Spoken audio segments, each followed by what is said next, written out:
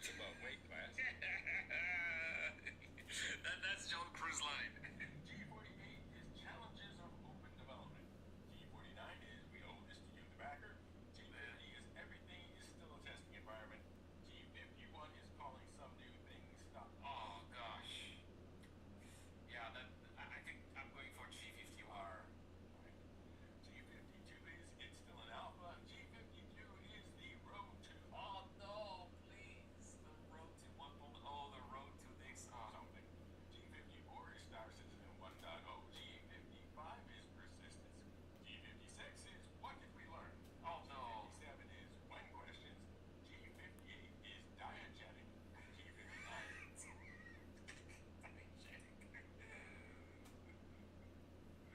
Yeah, they do say that sometimes. the smoke. You know I had to do that. And what about caveat? Come on, he should have added caveat. And G60 is balance. And I would have added caveat. You missed caveat. I mean, column O is gameplay features. Like for features, I'm looking for something said about them, not necessarily something new. O61 is a new mission type or introducing a prior lost mission type. oh yes, like those box delivery missions, for example. O62 is inventory improvements. O63 is passenger transit. Please, passenger transport, please. And that would bring us, the Genesis eventually, right? O64 is Terra. O65 is hack. Of course, I mean, Terra was announced last year, right? They've got to show the progress on Terra. Is data running. O66 is bounty hunting tier 2. O67 is medical career gameplay. O68 is Nix.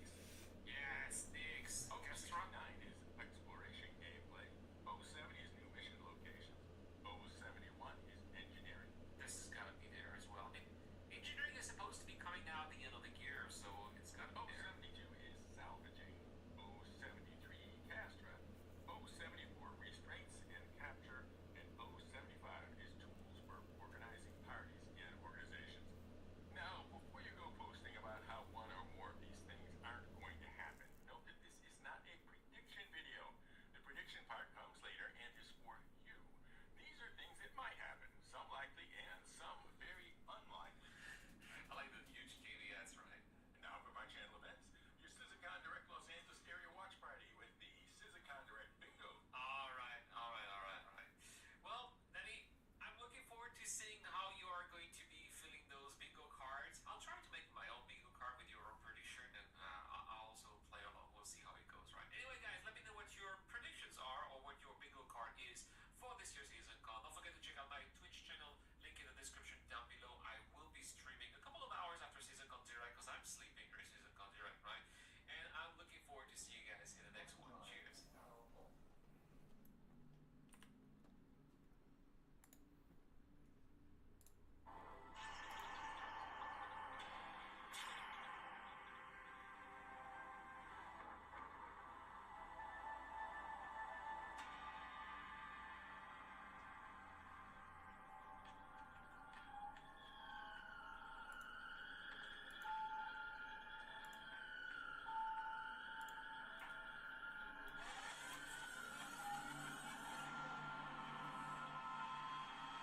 Hey, what's up? Glad you're back on board. Keep pouring over that last batch of value components. Chip all you need when it's hazy. Don't make sure it's not for the way it's hard. We need more info to bring everything in focus so you're going back. Start making your way and I'll be in touch.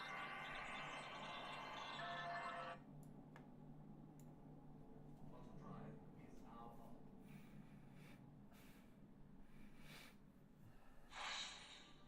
A lot of people really like the Galactic Empire because of all of that. Bottom drive is now off.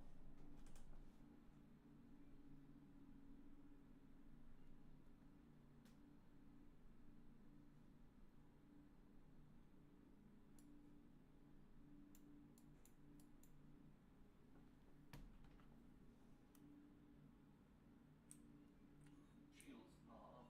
Shields off.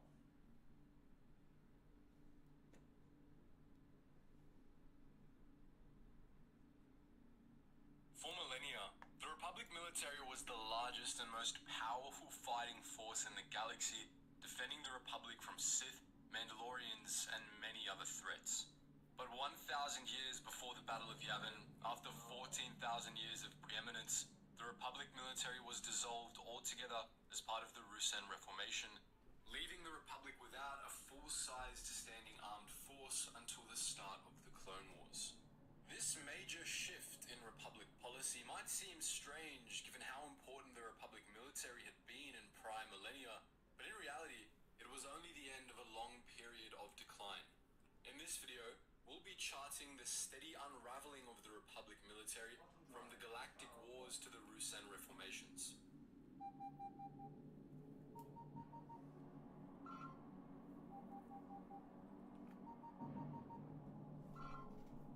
Attention, Sergeant on deck! In the centuries following the end of the Old Sith Wars and the Republic's gradual recovery from them, the Republic military reached what could arguably be considered its apex. Even with the threat of the Sith seemingly vanquished, the Republic military continued to grow and improve upon its technology. Admiral Carthanasi, spurred on by Revan's warning that he needed to keep the Republic safe, ensured that the military remained vigilant, and by the time the Sith finally did rear their heads again, the Republic military was truly a force to be reckoned with. In keeping with its doctrine of relying primarily on smaller cruisers and frigates rather than large battleships, the Republic Navy of this period was dominated by the Hammerhead-class cruiser, which had become the predominant Republic warship during the Mandalorian Wars. It was supported by a variety of newer vessels. On the smaller side, the Thrunter-class corvette, a variant of the Hammerhead design, and the Defender-class light corvette took over for the old Foray-class blockade runners. On the larger side, the Navy made use of the Valor-class cruiser, a new class of heavy cruiser that entered service as command ships and heavy hitters, the cores of new Navy fleet groups. In the Starfighter Corps, the venerable Aurek-class tactical strike fighters were supplemented by new Liberator-class starfighters and PT-7 bombers. In both cases, Republic forces were well-rounded and spread out far across Republic territory, able to defend against hostile incursions at a moment's notice. The Republic Army, meanwhile, experienced a dramatic increase in quality following the Old Sith Wars. It finally went from being a motley collection of local defense forces to a singular unit, becoming fully integrated and professional. Army recruits were put through an 18-week-long basic training course, followed by roughly a year of specialist training, which shaped them into skilled soldiers. For the first time, the Army also adopted a unified order of battle and rank structure. The basic Army rank of this period was Private, which designated the Army's basic rank-and-file soldiers. Above this were the ranks of Specialist, Corporal, and Sergeant, in that order, which commanded the lower order formations of the Republic Army. Above the rank of Sergeant was the rank of Ensign, followed by the ranks of Lieutenant, Captain, and Major. At the top of the hierarchy were the senior officers of the Republic Army, who had the ranks of Colonel, General, and Grand Marshal.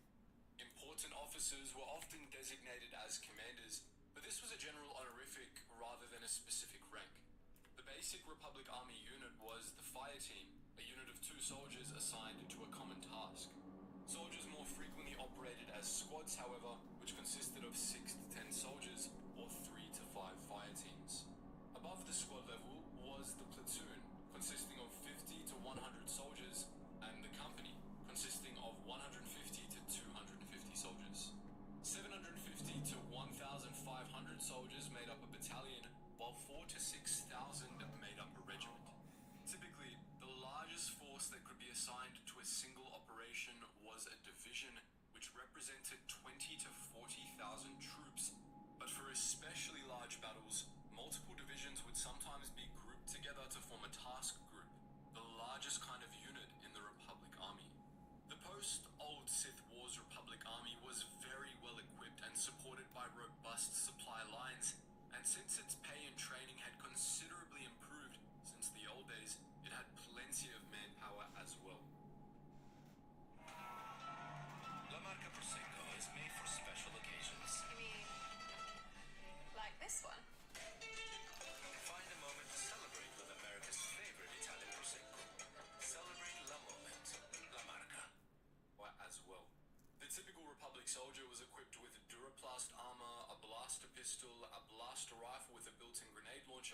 several grenades and 4 days of supplies, while Special Forces troopers had access to Durasteel and Cortosis armor, as well as personal shield generators and blaster cannons. The Republic Army of this period continued to make regular use of battle droids to support its organic infantry, and it also enjoyed the support of new divisions of elite soldiers. Notably, this included the Republic Troopers, the forebears of the later Republic clone troopers. Possibly inspired by the example of the Jedi Civil War era Sith troopers, Republic troopers were elite soldiers equipped with full bodysuits of Duraplast armor, as opposed to the lighter armor and basic jumpsuits used by ordinary soldiers, as well as much heavier weapons than those issued to standard soldiers. Republic troopers were the best of the best, well-trained and well-equipped. The best of the Republic troopers were assigned to the Republic Special Forces Division, an elite unit that was assigned to the most critical missions. Special Forces troopers were able to go toe-to-toe with Sith warriors and come out on top during the Great Galactic War, and they worked well alongside the Jedi. All told, by the 3600s BBY, the Republic military was in a very strong position, and it would have been unimaginable that it could ever be dismantled. But this was the military's zenith, and in 3681 BBY, it would begin a long road to ruin. It all began with the return of the Sith.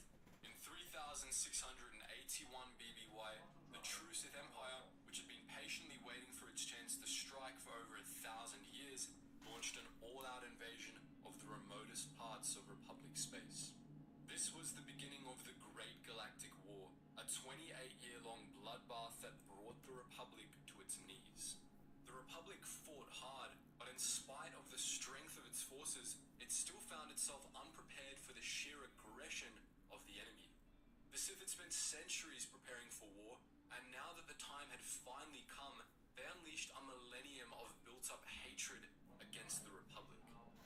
Over the course of a decade, the Sith seized control over half of the Outer Rim, and they began campaigns deep into Republic territory.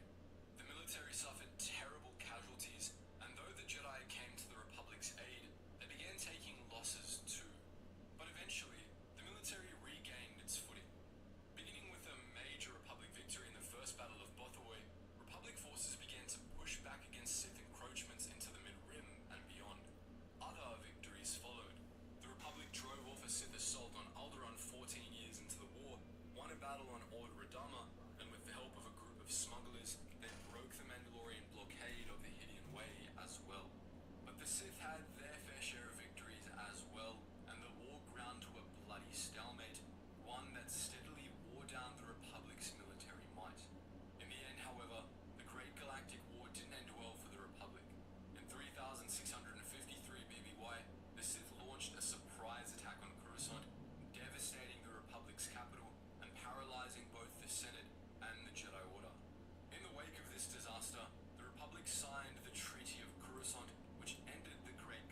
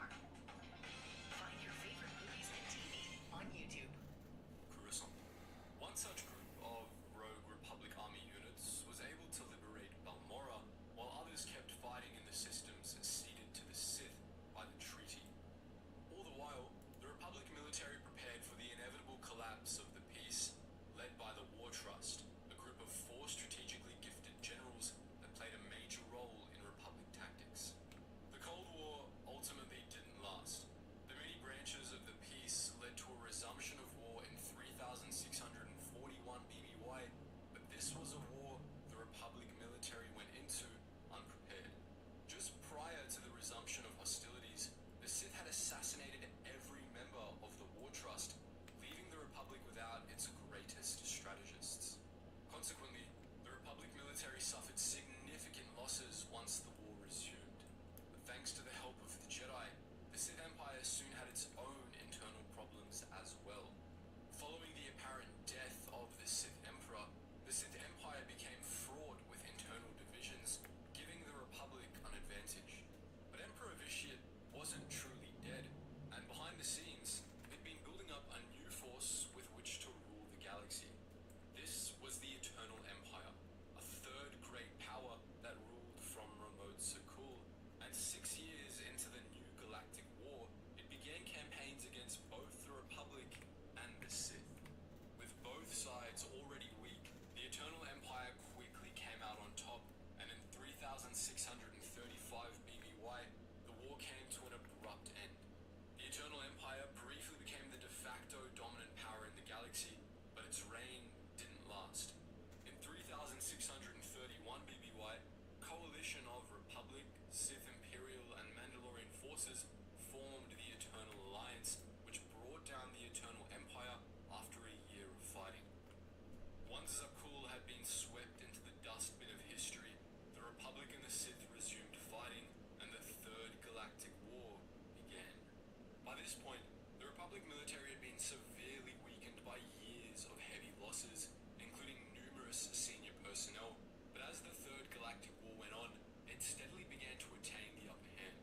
The Sith steadily began to turn against one another, and their own internal divisions provided the Republic with an opportunity, which it seized. As the years went on and wars began and ended, the Republic steadily drove back the Sith, reclaiming its former territory. By the late 3500s BBY, the true Sith Empire had ceased to exist, and though the Republic continued to fight wars with upstart Sith lords like Darth Decimus, the Sith steadily began to wane. By 3000 BBY, the Sith were all but extinct, and the Galactic Wars were over at last. Little is known about the end of the Galactic Wars and how the Republic military fared and evolved during it. The period that followed, from about 3500 BBY to 2000 BBY, was a time of rebuilding for the Republic, if a slow one that was marred by increasing institutional dysfunction in the Senate. The Republic military, like many other aspects of the Republic, recovered at a steady pace throughout What's going this on? period, although it doesn't seem to have ever...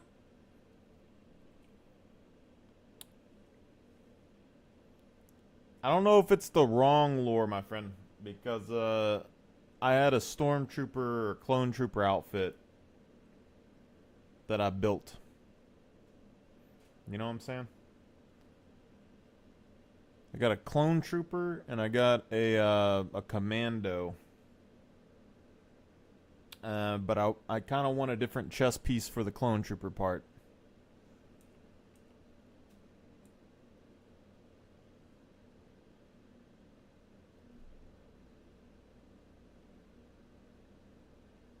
I'm split between Star Wars and StarCraft at this point.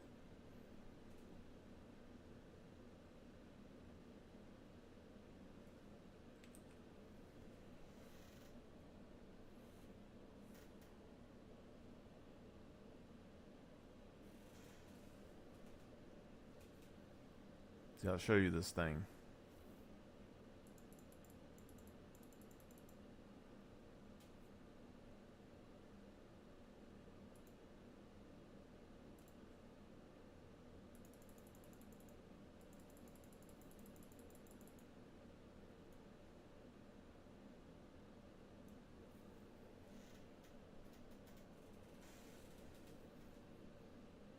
This set right here. But it's kind of hard to get your hands on the chest. But there's potentially a Wicklow chest that I could get that would be alright. But it's also a pain to get.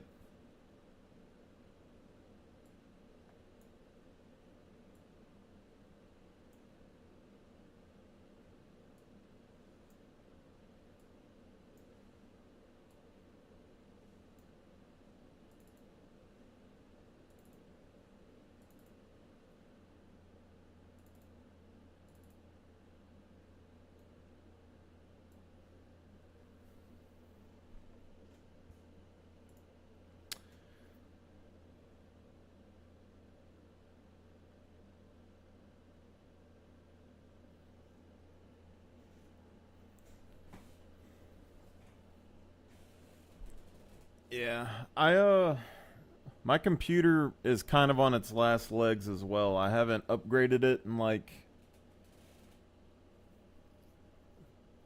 I don't even know, like 10 years, something like that. And my operating system is they're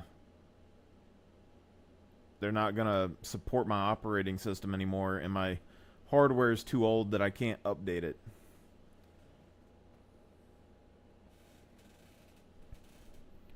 Reset like wipe? I think they probably did, but I think they tried to keep most of it, but I think it did wipe at one point.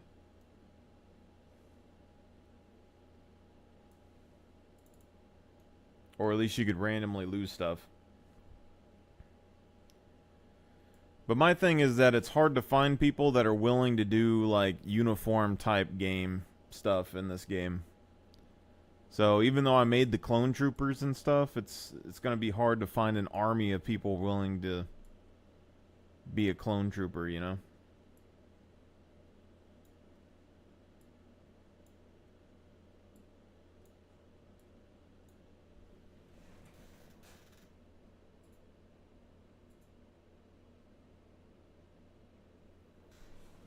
I don't know what happened with my my red alert stuff.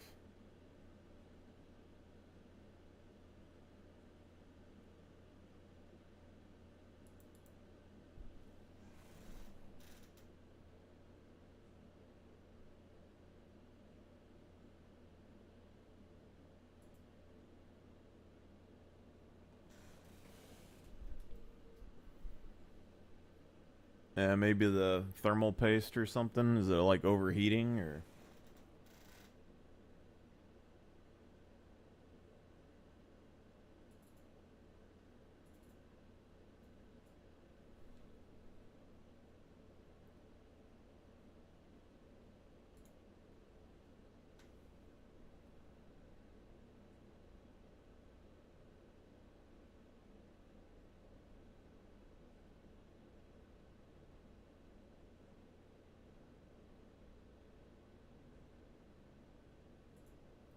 Yeah, I'm missing some of my parts.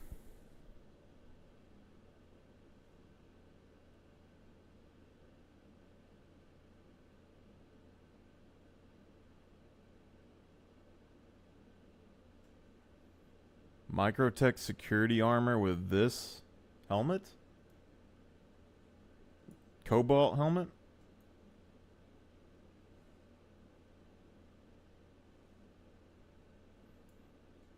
Talking about the white elite security.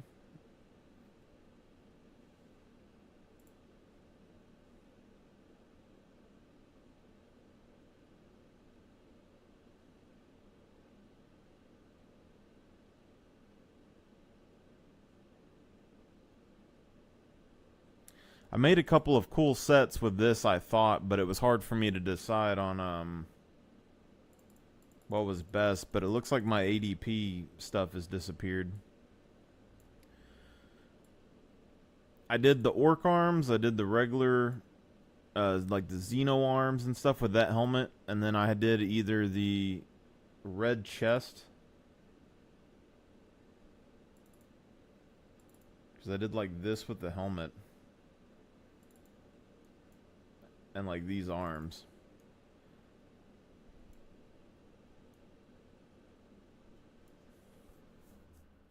I feel like this looked alright, and then I had legs that go with it, and then I had the ADP set, which was basically just made you bigger, but the colors matched better. And so yeah, this one only got like 60 likes or whatever on the Reddit, and then the bigger version had like 80 or 90 or like 100 plus. So I think most people like heavy armor in this game, but I'm drifting away from it. A white security helmet with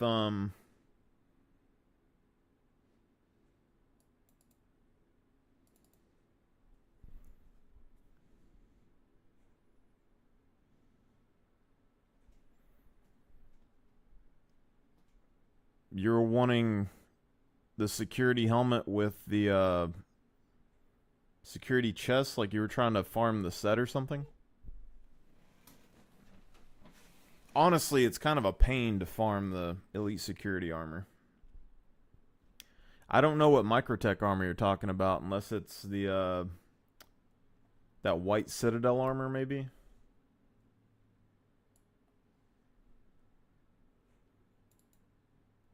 Yeah, what were you trying to pair the helmet with?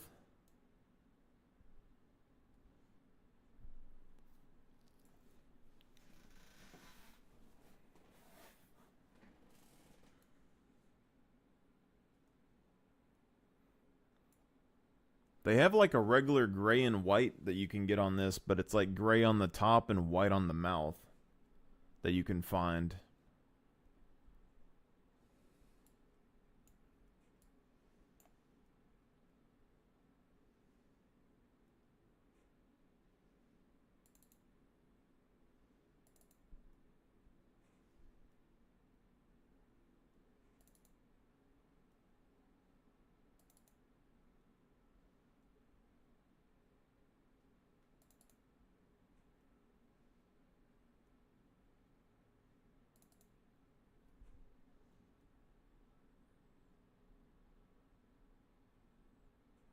Microtech security from inside a spaceport.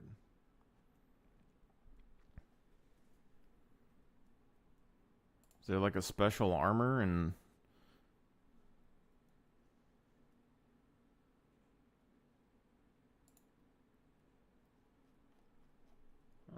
give me a second.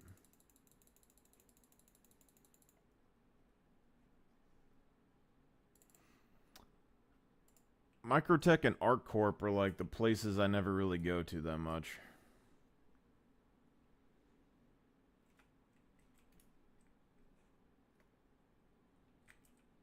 Welcome to the ASOP vehicle retrieval system.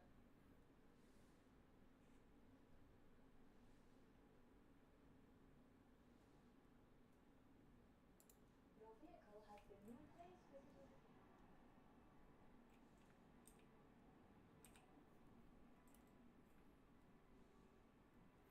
Inside of the spaceport in Microtech.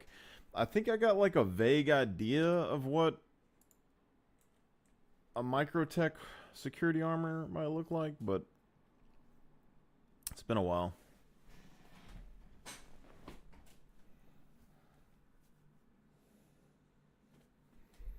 Oh, okay, yeah, I get you. The colors.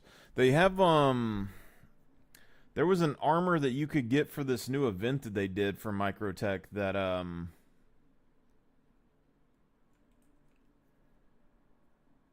don't know what the armor is called, but it's like a medium armor, and I kind of wanted the arms off of it to test for a clone trooper.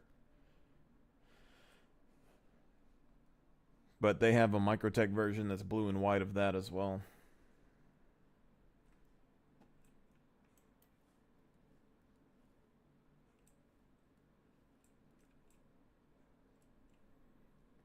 I was gonna see how much these Furies are, to be honest.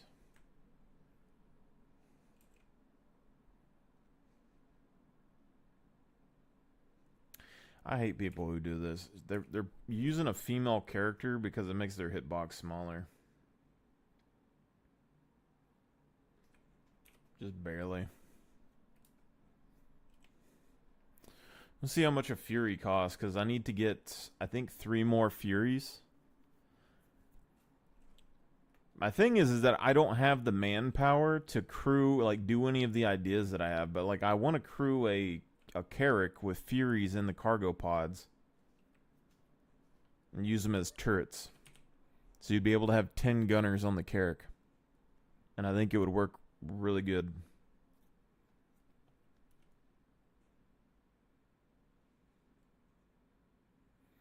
But I also need help to do these freaking mercenary missions. Venture suit.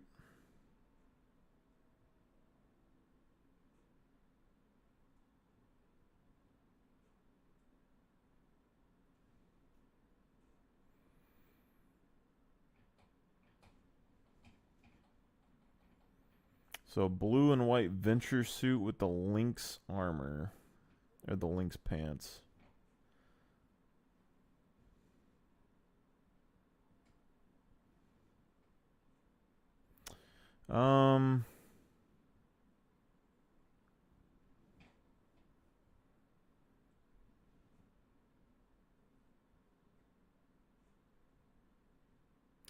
Yeah, Missile Fury wouldn't work in the pod. The missiles would probably end up smacking the pod.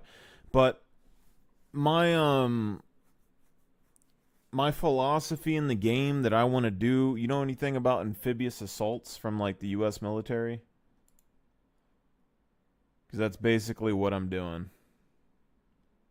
Like long term.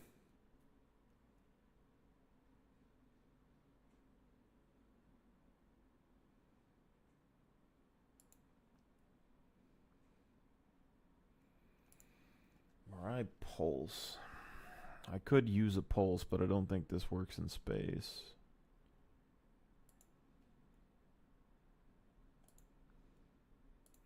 $700K for a Fury is just... I mean, it isn't terrible, I guess, if you got people, but damn.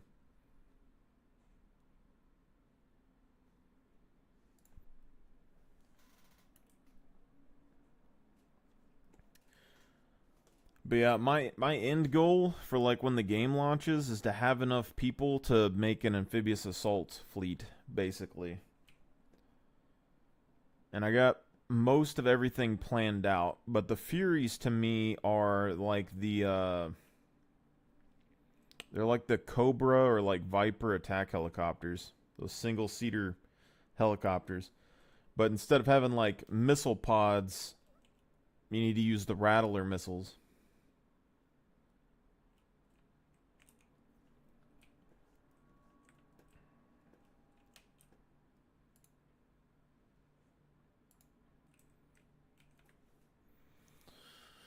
And hopefully a year or two, maybe the Kraken will be out.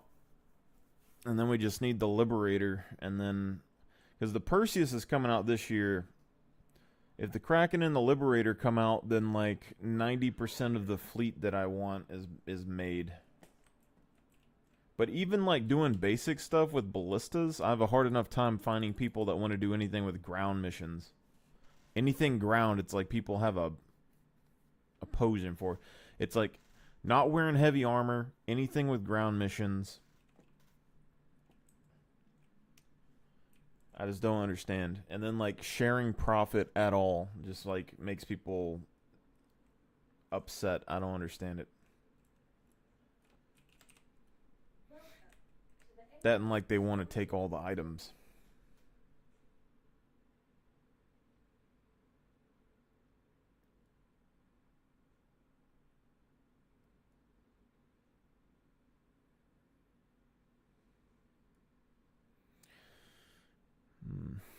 I might just take an Andromeda, to be honest, and do... if I do the Andromeda, I wonder if I can do the, I don't have the guns on it yet, but I haven't flown it in a while. I might be able to do those 300K missions by myself with it.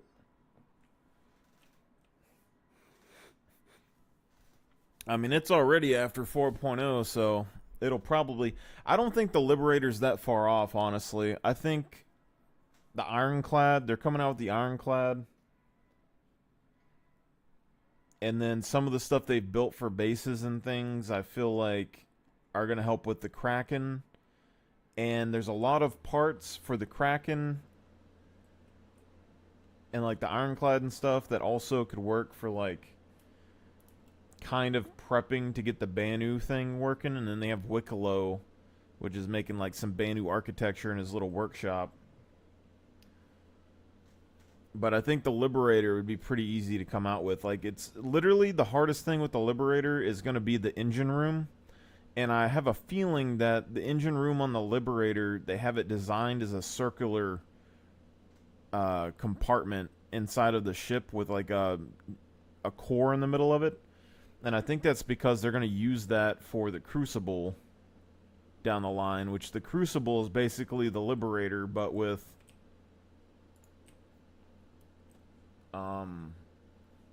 repair functionality.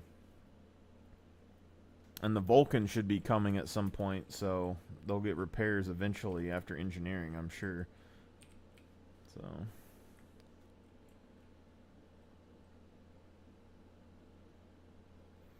I don't see why it would have to come after 1.0 though. Like it's possible, but there's nothing on the Liberator that's so groundbreaking that it would be that hard to make. They already have all the pads ready to go, like all the sizes and stuff.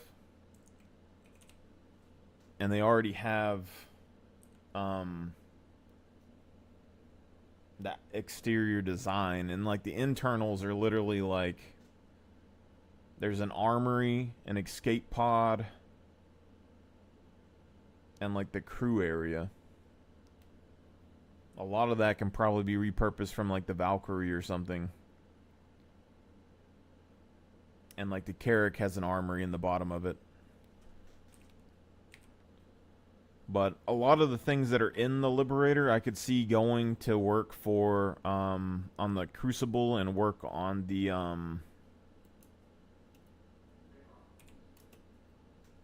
future capital ship if they ever make one for Anvil.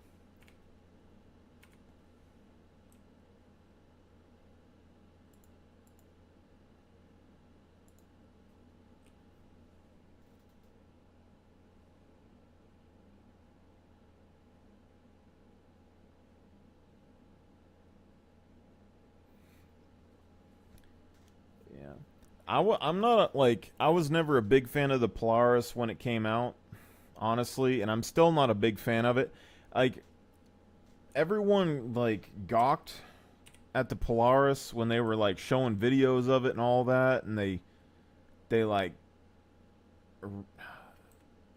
kissed its ass when it came out too, and I still don't think it was that like it's a big ship, but everyone was acting like it's like a huge ship, and it's really not that big.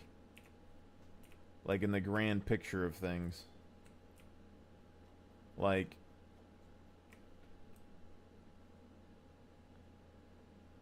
even the Kraken, which is like supposed to be this huge ship that everyone is like talking about, it's not bigger than that pad down there.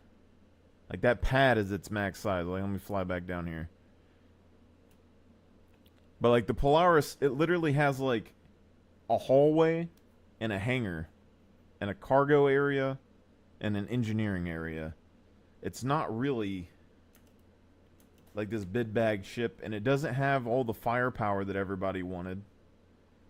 And it's one of those ships where you need to be very cautious and like aware of what kind of ammunition that you're using and what guns you're using for what targets. And most people don't do that. But on the flip side, I've went back and forth between I think I should earn one in game as like a first thing that an org can do as a group. Earning one in game I feel like would be a good point, but also just having one is in general is just good. But like see that hangar pod right there is like as big as the Kraken is going to be.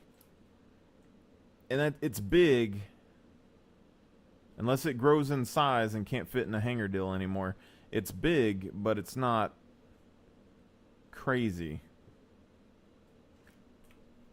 Like, it takes a lot for something to be crazy to me. Like, it would have to be as big as this.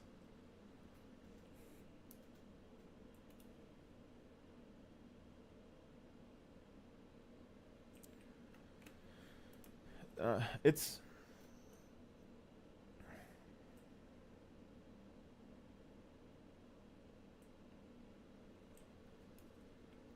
I don't think it's going to be like it's going to be a decent ship probably, but you're probably going to need NPC crew if you're going to use it as a home base.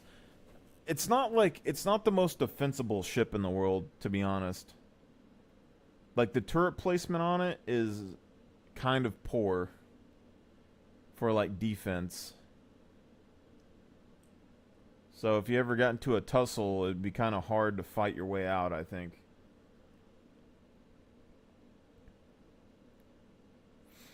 Crusader capital.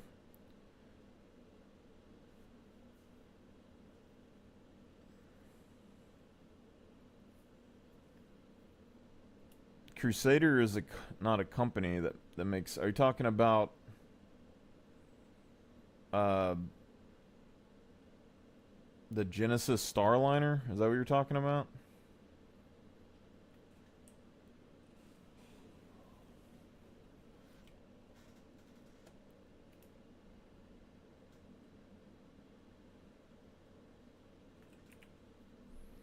Because I know the Genesis Starliner, no one really talks about it because it's supposed to be like a personnel transport. But I think they're going to make a variant of that thing that's like a bomber, and it's going to be like the fucking, the Buff, or whatever, that big-ass plane the military uses to transport everything.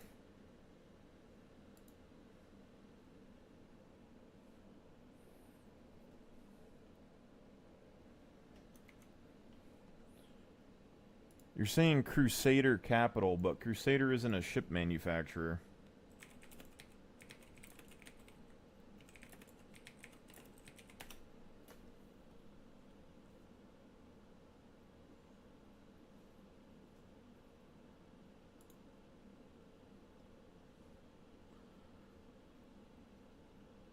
Jupiter, carrier manufactured by Crusader Industries. I haven't even heard about this one.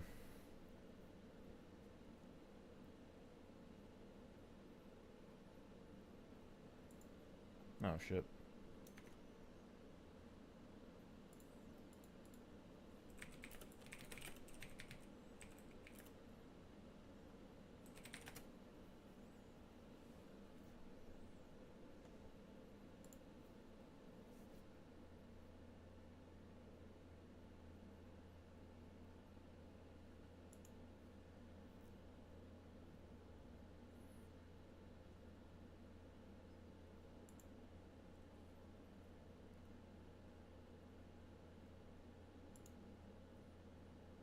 I feel like what they're calling the Jupiter is those big-ass platforms.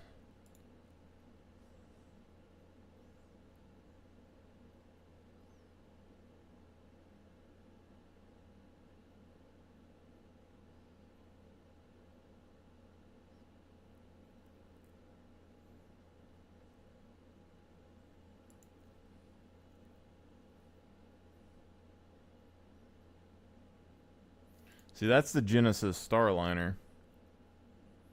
This is another ship that I think is going to come out when the Banu Merchantman gets worked on, because it has a similar shape.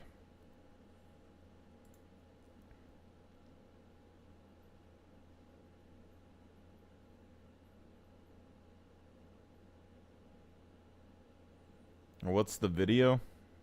Is this like a recent video?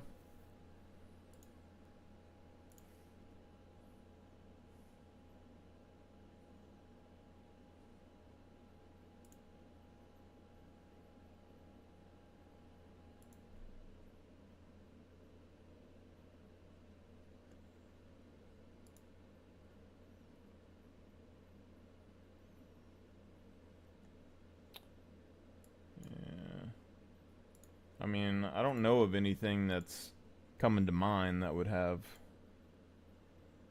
all that. Let's do Mercenary 330.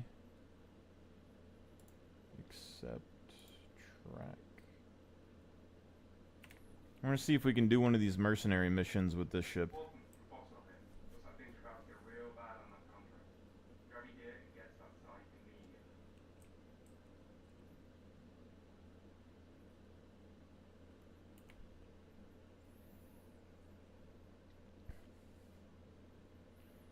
Oh yeah, I would expect the Genesis, the probably the Banu Merchantman, the Genesis, and the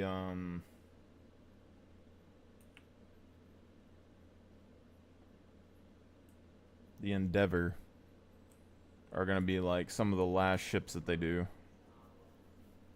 And then they have a battle cruiser that's gonna come out at some point.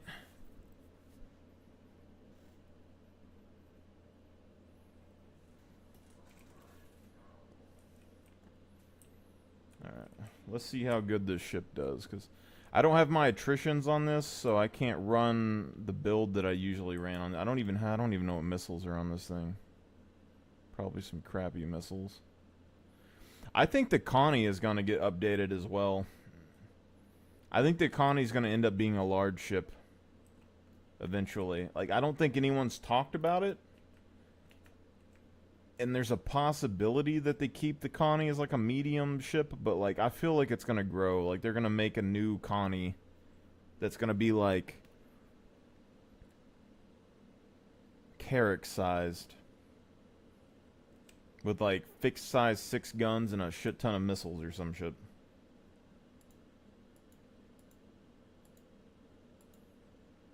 Let's do this.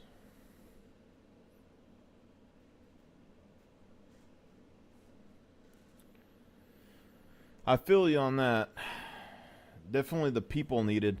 The only thing I could see ever working to get people to group together and not care about having their own ship is if people are scared about losing their stuff. If they have gear fear for their ships, like their components and things, then you can make an argument to people like, hey, let's use org ships for this thing, and you don't have to risk your personal ship. I think that makes sense, but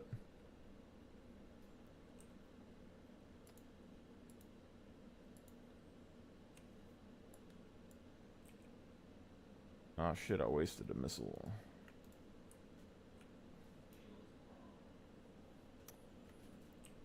Okay, I don't remember how I used to do my shields on this ship. I think I'm gonna go 160 on the rear.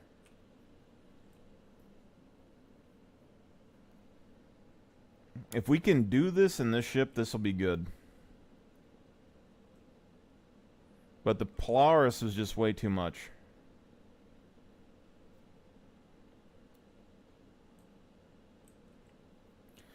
I think what they could do with the Connie, like if it's Chris Roberts' like main ship, I think they should make it very crew friendly. What I would like them to do is make the Connie a large ship with the similar amount of crew that it needs. Bigger cargo elevator on the bottom to where it can hold like any size ground vehicle. Better living quarters and science labs and stuff in the middle, or armories and stuff for the Andromeda, with like cells and things that you could hold people in for bounty hunting or anything like that. And then like the top deck that's normally like on the Carrack, make that like a launch tube where you can hold multiple snubcraft, like 2 or 3 Merlin up there.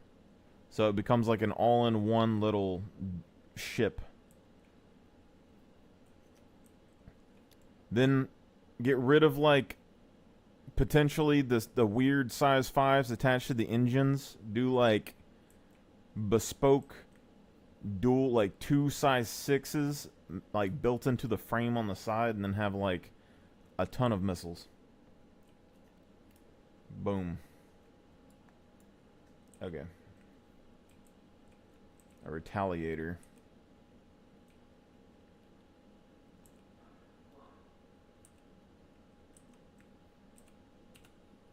God, I haven't fought in a ship like this in a while.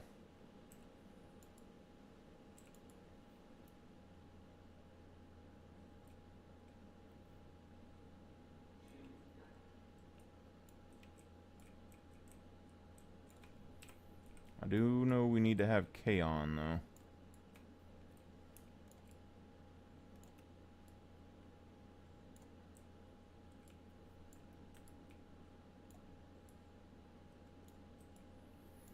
My thing is that I want to find a way to make people work together that lets them earn a lot of money. You know, so that you can kind of like share the wealth, but people don't want to share the wealth. And anything that you can do that can make a ton of money, everyone's going to try and do it solo. And the only other thing you can do is like stack a bunch of contracts all together. Is my rear shield down?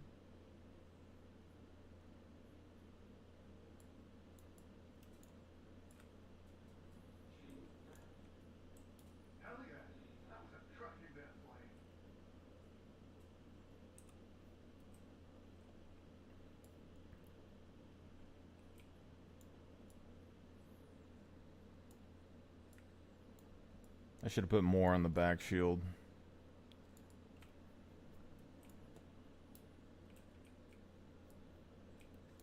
It's been my trick on the Connie and the Carrack for a long time is to put like 180 or like 220 on the back shield. Because everyone tries to get in your blind spot and shoot you in the ass. And then your shields never go down.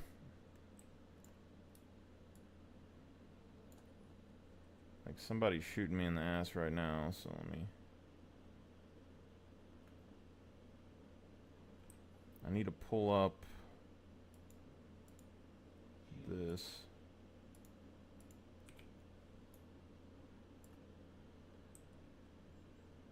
But if you do it this low, you can't take a ton of forward-facing firepower, so it's kind of a thing.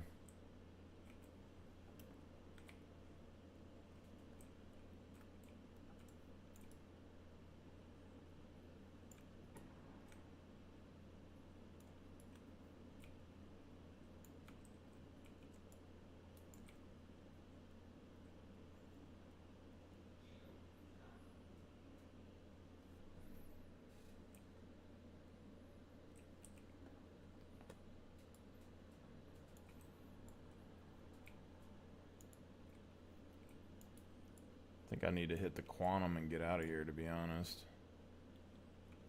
Let's do volleys of 2 missiles. We'll see what targets we can get.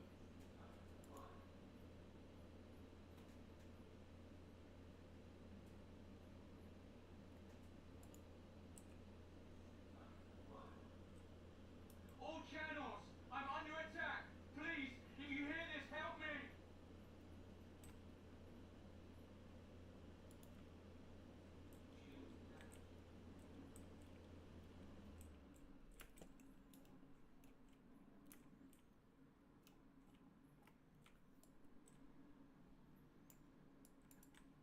There's more of those bastards coming our way.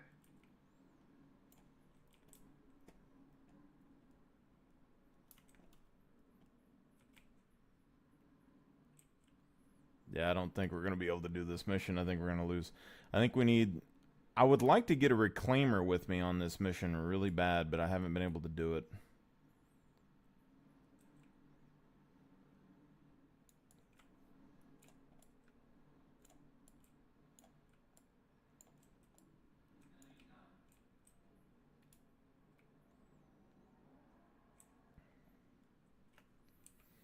But we can probably defend this guy easier than we can fight everybody.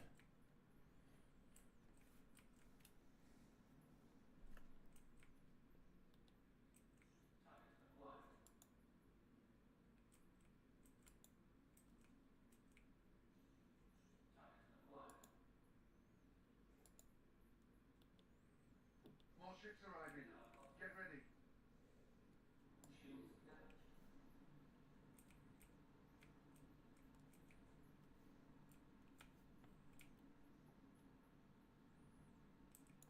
That's why I feel like if they come out with NPC crew, it's just going to be everyone in their solo ship until their ship gets shot down, and then they'll jump on someone else's ship.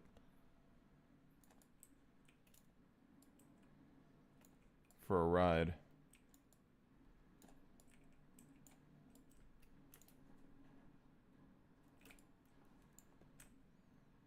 Fight's over here, genius. Look out. More ships incoming.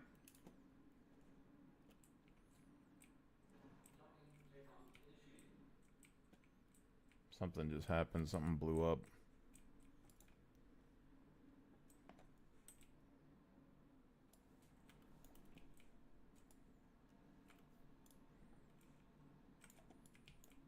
Right shield is having some issues.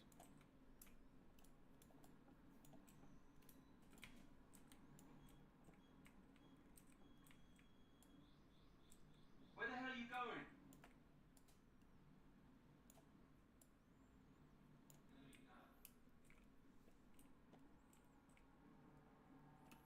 I don't fully remember.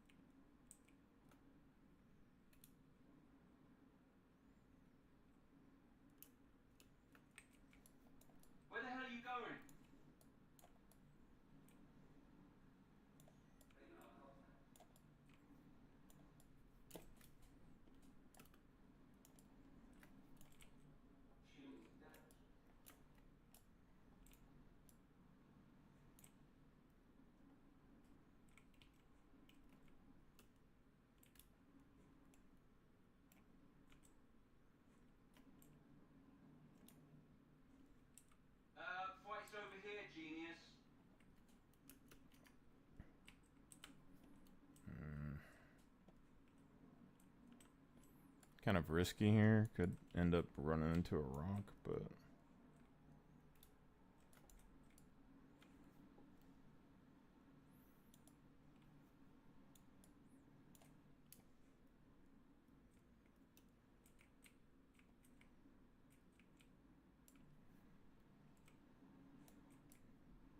Where the hell are you going?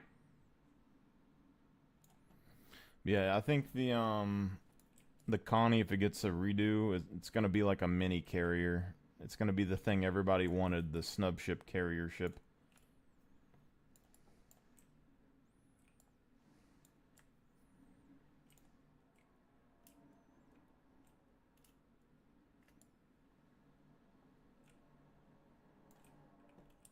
Okay, fuck that guy.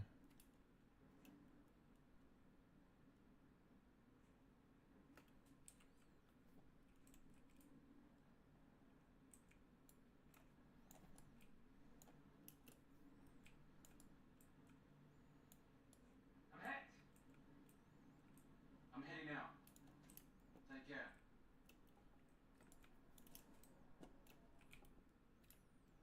Oh yeah, we're about to have some problems here in a second.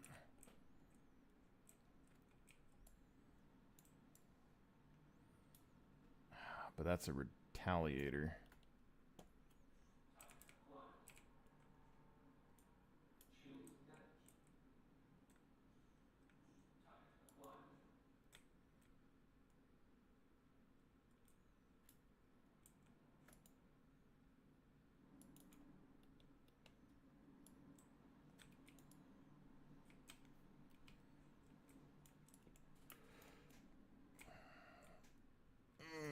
Damn.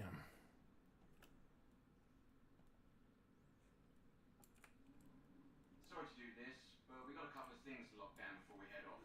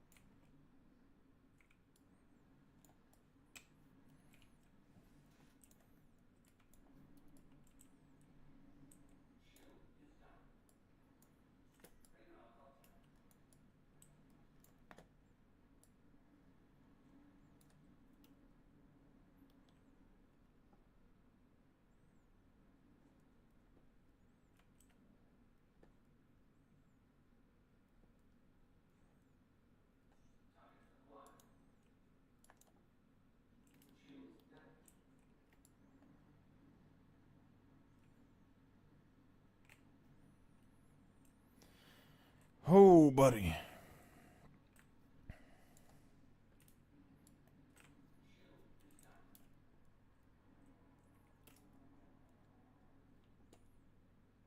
Pain in the ass is what it is. I need to try and keep all the gunfire on my left.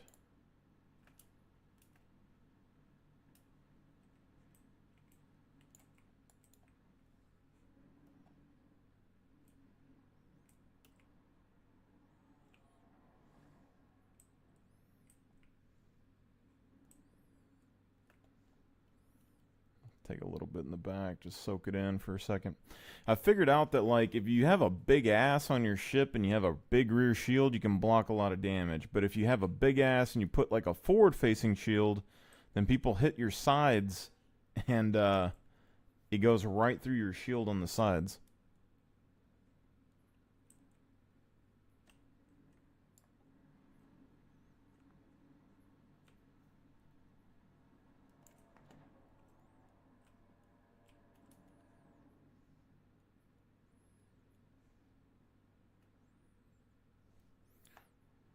Plus, ideally, you want people to be shooting from behind and not necessarily directly at you, but wasn't even the target that I needed to kill. I mean, there's so many people. But, like, see, I've been trying to get someone, like, crew the Polaris, crew a Redeemer. And you should be able to come out here and kill all these ships and have a ton of salvage. And make a bunch of money and the possibility of getting drugs out of it.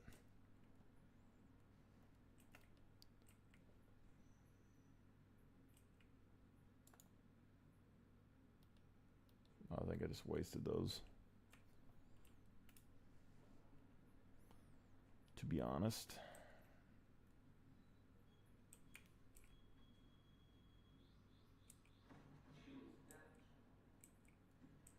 See, my flare didn't work.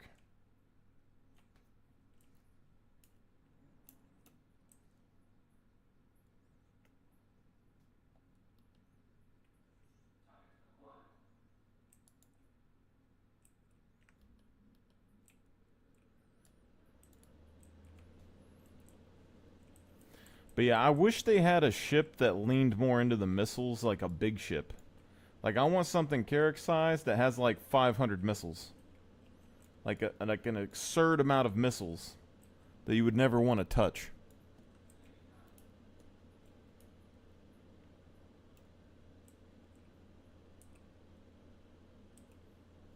Like, granted, the weak point would be, you know, you get close to them, but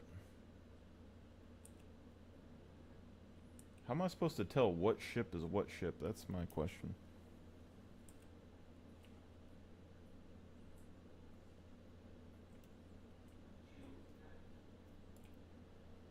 Let's get started.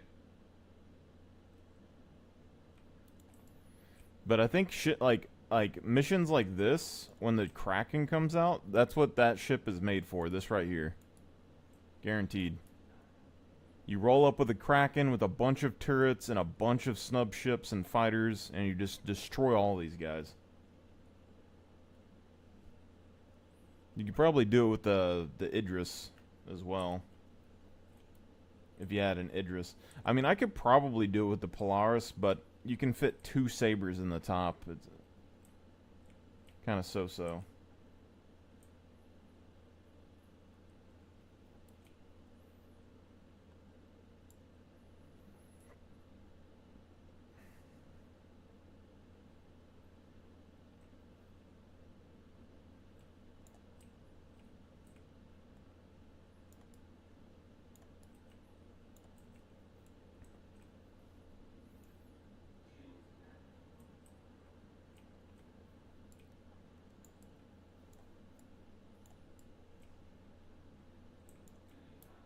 That showed them a thing or two.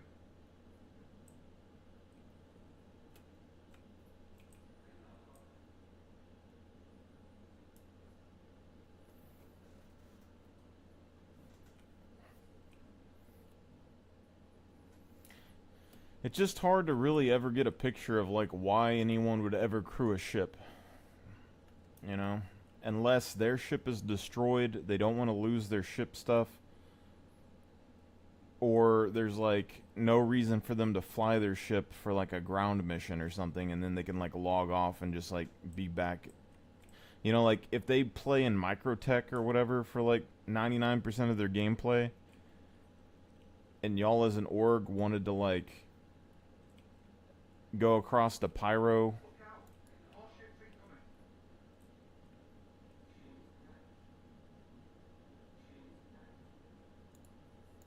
And you could just log off and teleport back to Microtech when it was done, then that kind of makes some sense.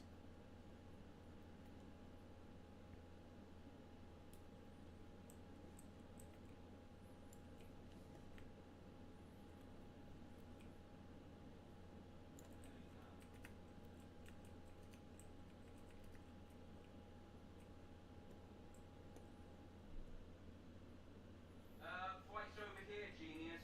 Probably going to be a lot of repairs and stuff when this is over, to be honest.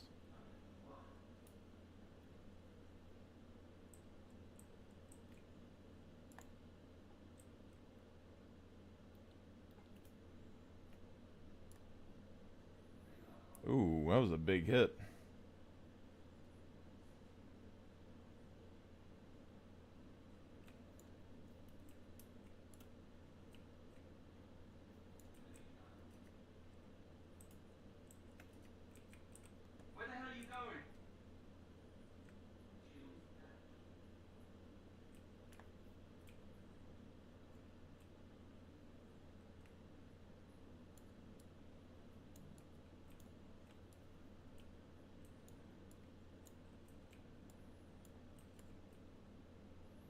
I want to see what the highest Merc missions are, because I haven't seen an entrenched mission in like 2 years.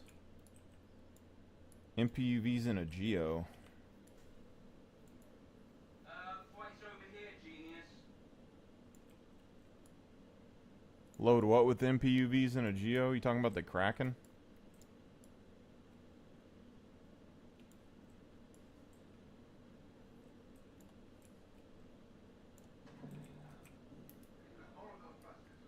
Silicone. Destroy quantum snare.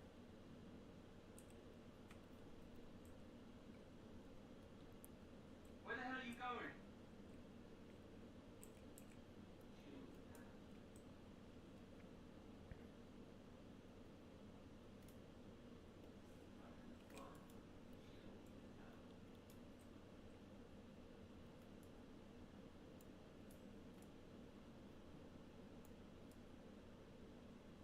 Come on.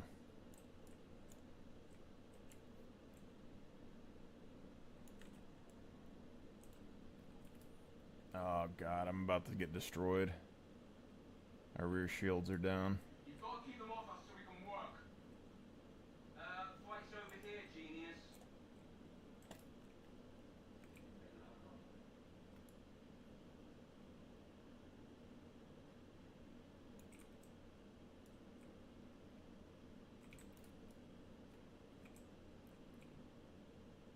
Thank you. I thought we were done for.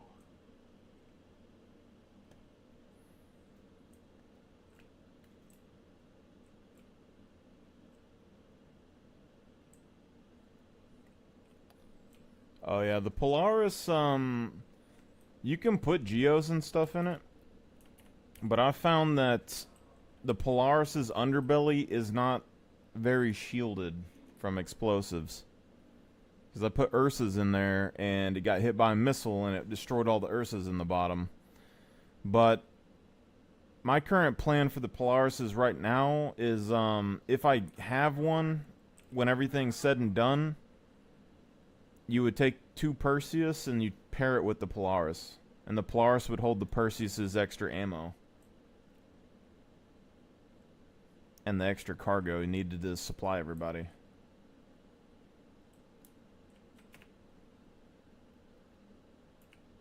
Okay. Time to get out of here. But that means that you need, you know, another 12 people for each Polaris. Or Perseus.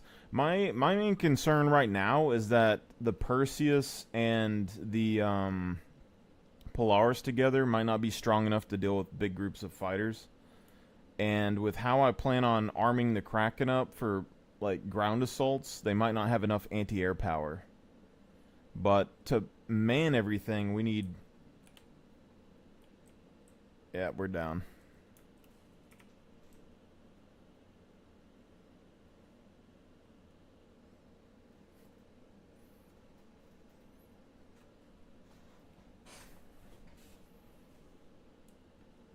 What do you mean by a tender?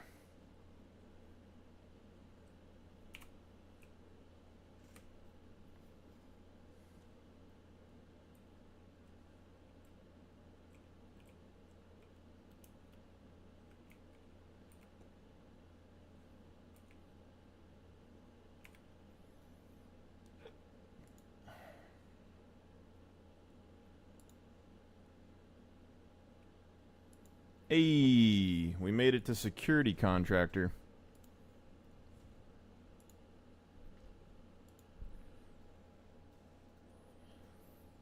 I don't know what a tender is. I don't have any real reason for a Galaxy in like the fleet design. It's more of something somebody can have as like a side thing. That's like, oh, we got like a 500K contract.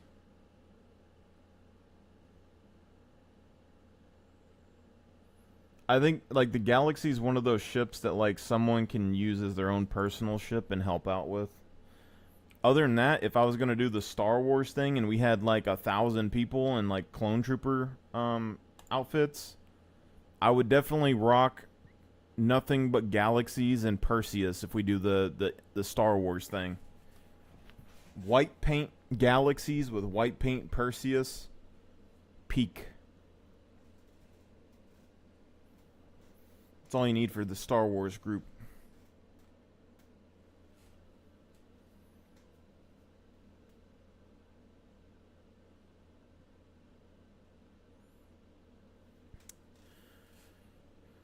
I mean, right now, the only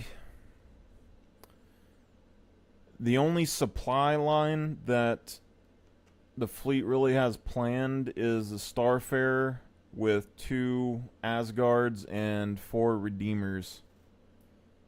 And then the Banu Merchantman. Those are like the only spare supply ships. Anything else, you'd have to just like hire somebody to call. Like anyone in the org can have a cargo ship and bring cargo. So I don't think it's something I necessarily have to provide, but it would be nice to have. I'm just gonna log and then log back on.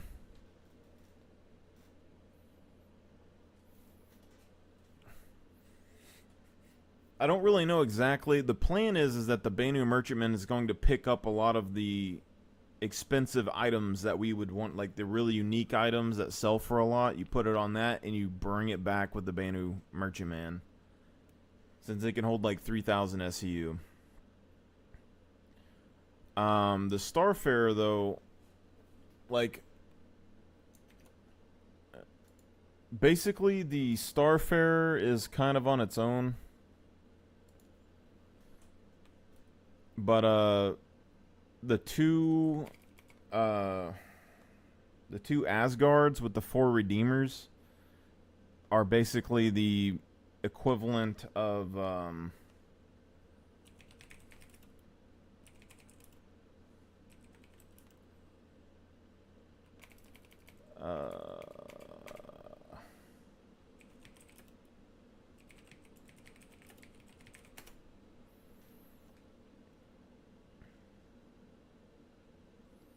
yeah, the Night Stalkers.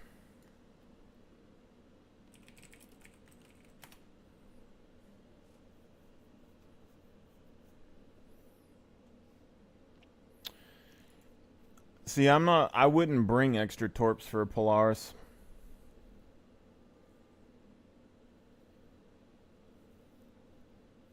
I mean, you could have the Galaxy as a supply ship bring things to the Polaris, but I'm not storing extra big ass torps on the Polaris, so you would have to either bring it back for resupply or bring something out. But I don't know all of the logistics or whatever about the Night Stalkers.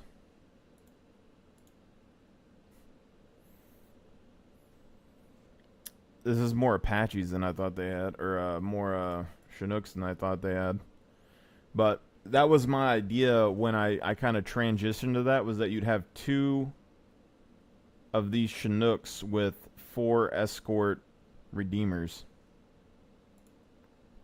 But I don't know enough about the Night Stalkers to know how they use everything.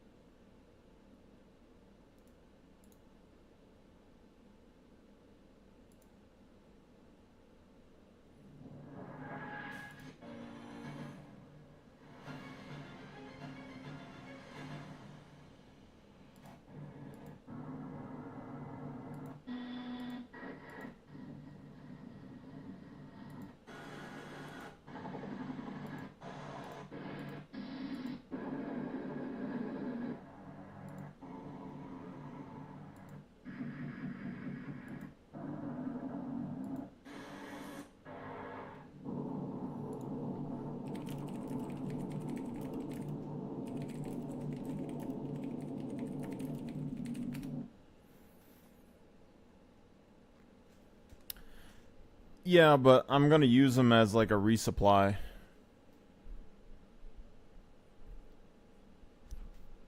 Because originally, my original idea was that I was going to have the Asgards on top of the Kraken, but then I started looking at a picture that someone had on Reddit that showed like a Valkyrie, a Cutlass, and something else on top of a Kraken deck. And it kind of feels like you could get 4 Valkyrie on there. So I'm going to try and use 4 Valkyrie on top of the Kraken with 4 Legionnaires, and then Pisces Snubcraft, and then like 6 Lightnings for like air support.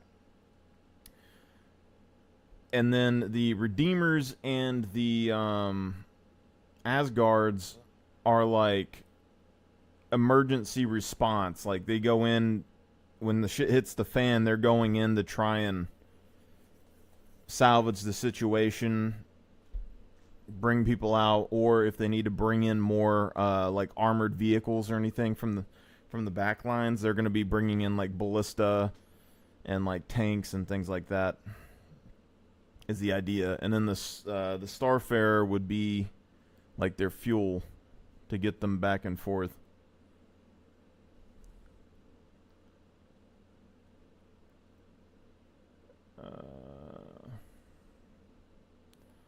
See, they do troop insertion, resupply, and special reconnaissance.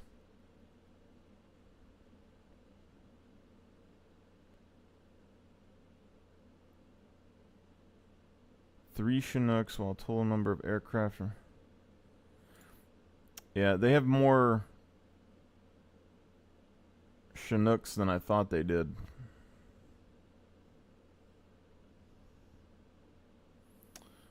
Yeah, I don't know if I want to spend that much money in the game, though. 160th Special Operations Aviation Regiment was forged in the wake of disaster. Was 160 in 90 fastest and arguably load. The M82.6 feet in overall length and spire aircraft and AGM Kilo 277G is outfitted out touching down. At the core of Chinook's prowess are 2 Honeywell T55 GA714A turboshaft engines, each pumping out roughly exceptional lift and stability, and hauling is what it does best: load heavy equipment and vehicles externally, even in extremes, are often small, uneven, and surrounded by vertical rock, mission profiles exceeding 400 miles without ever landing. And thanks to its advanced digital avionics suite, fast, hugging the ground at night or through inclement weather with a level of confidence few other platforms can match. While the MH-47G Chinook's size and is heavily armed and armored, built to fight its way in and claw, it's equipped with multiple M134D miniguns, creating a moving bubble of protection. This ruggedness, trained eye, it might look like a standard utility helicopter, but in each 60 amber is just the big means medevac missions were being and built for the kind of mission Yeah, so the mini birds that are there, I don't know how many of those you can fit in Asgard, but since this is a space combat game and you're not just going to be flying those little bitty mini bird helicopters everywhere, I'm assuming you could probably stick quite a few Furies in the back of an Asgard, and then you could deploy them out of the Asgard for an air support package. So I don't think that would be a problem, but it looks like they have way more Chinooks. And so I thought that the Night Stalkers deployed like 2 Chinooks and 4 other helicopters for like every mission. But it looks like they might have more Asgards. I'm not opposed. Like, I'll earn more Asgards in game to beef this up, and then we'll have like a whole big ass thing of like. But I think 2 is probably a decent start, because it's way too much money to buy a bunch of those. But I have 2 special skins for the ones that we have. But we're looking at like.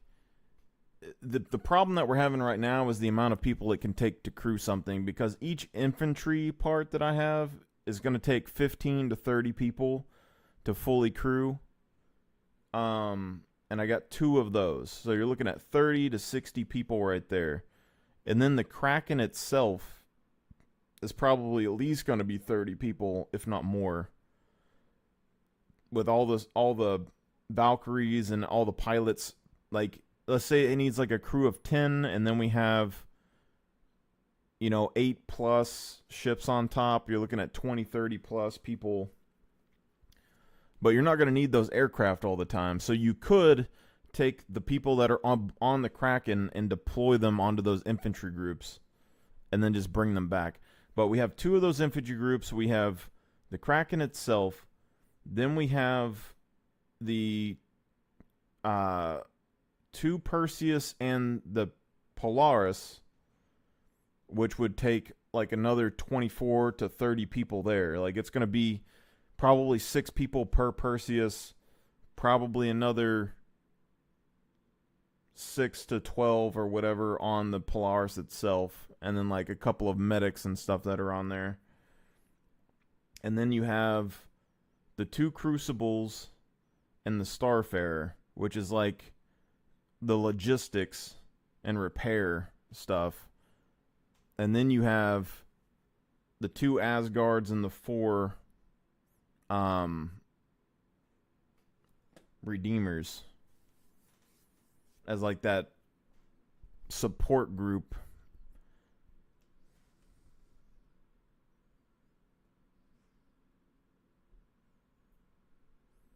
I mean, it's still the same plan.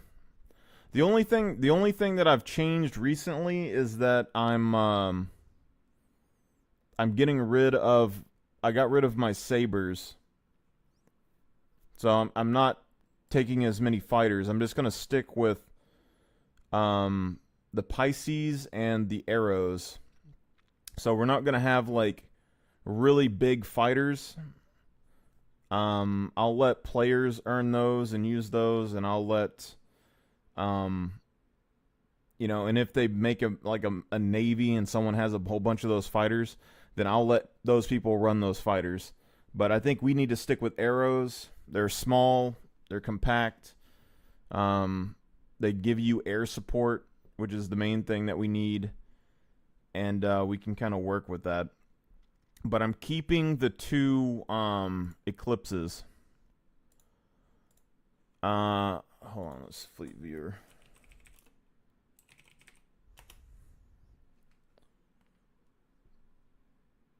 Oh, God.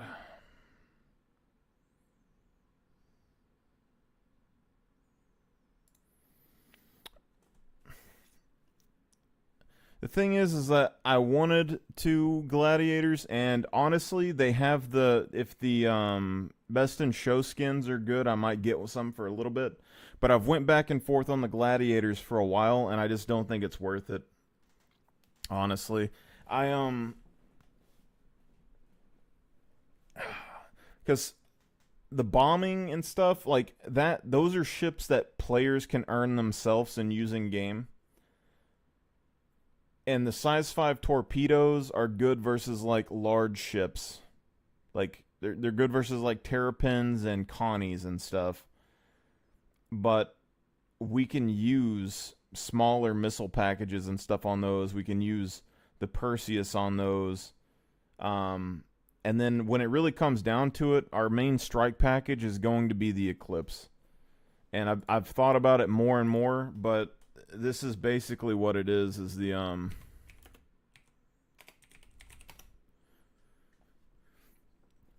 these are usually deployed like from the Navy or something though, but these P3 Orions have been around, and these are like planes that go around like expeditionary groups and stuff, and they hunt submarines. Star Citizen doesn't really have one that's like this, and if we did, it would be really big. So instead, what we're doing is we have 2 medical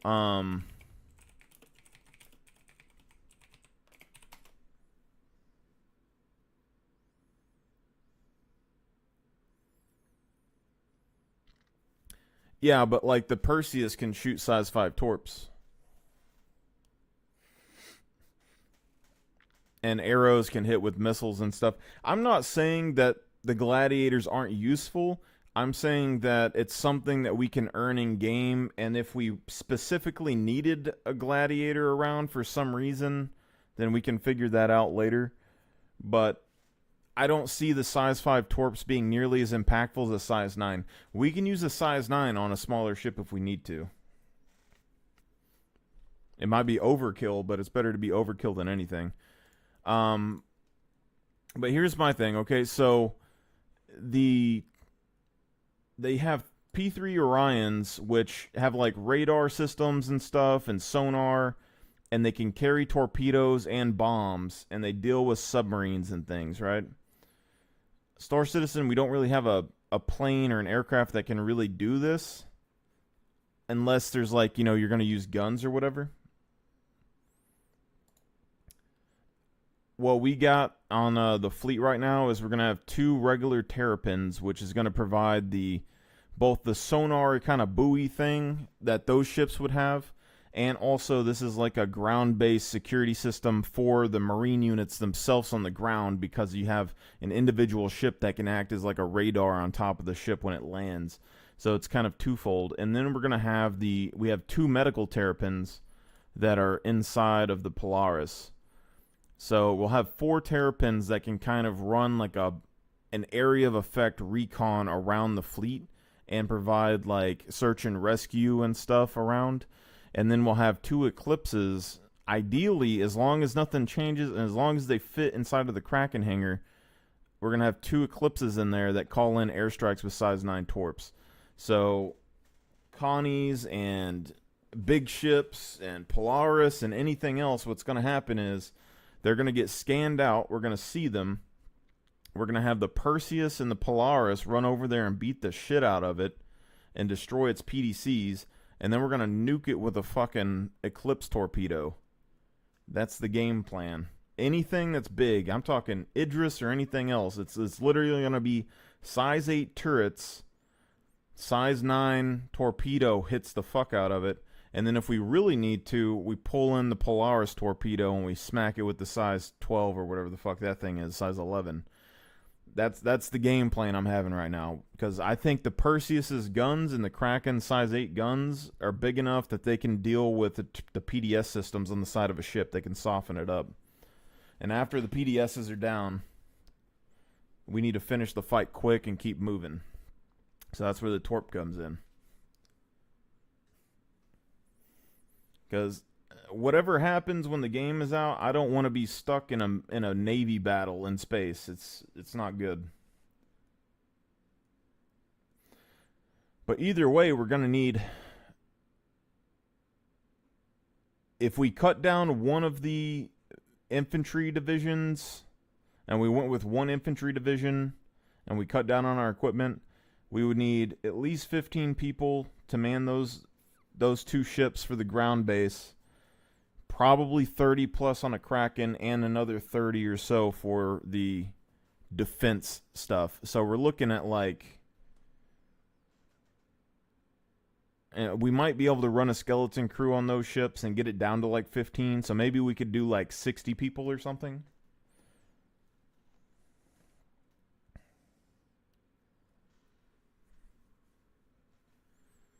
Well, the Eclipse is for like, it's just security. It's for strike missions and stuff. You need something that's able to deal with targets on the ground and in space as you're moving around.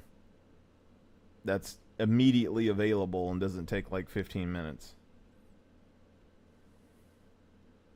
If we have tallies around, that's good. But I don't want to like not have something that I can answer a problem with. I don't know how this website works.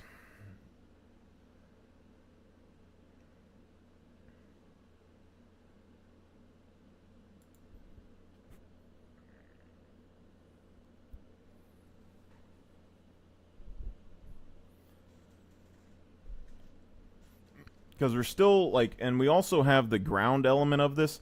Running this with 1 infantry division on the ground is going to be hard because everything's based on the 2 liberators. But ideally, what we got right now is we have I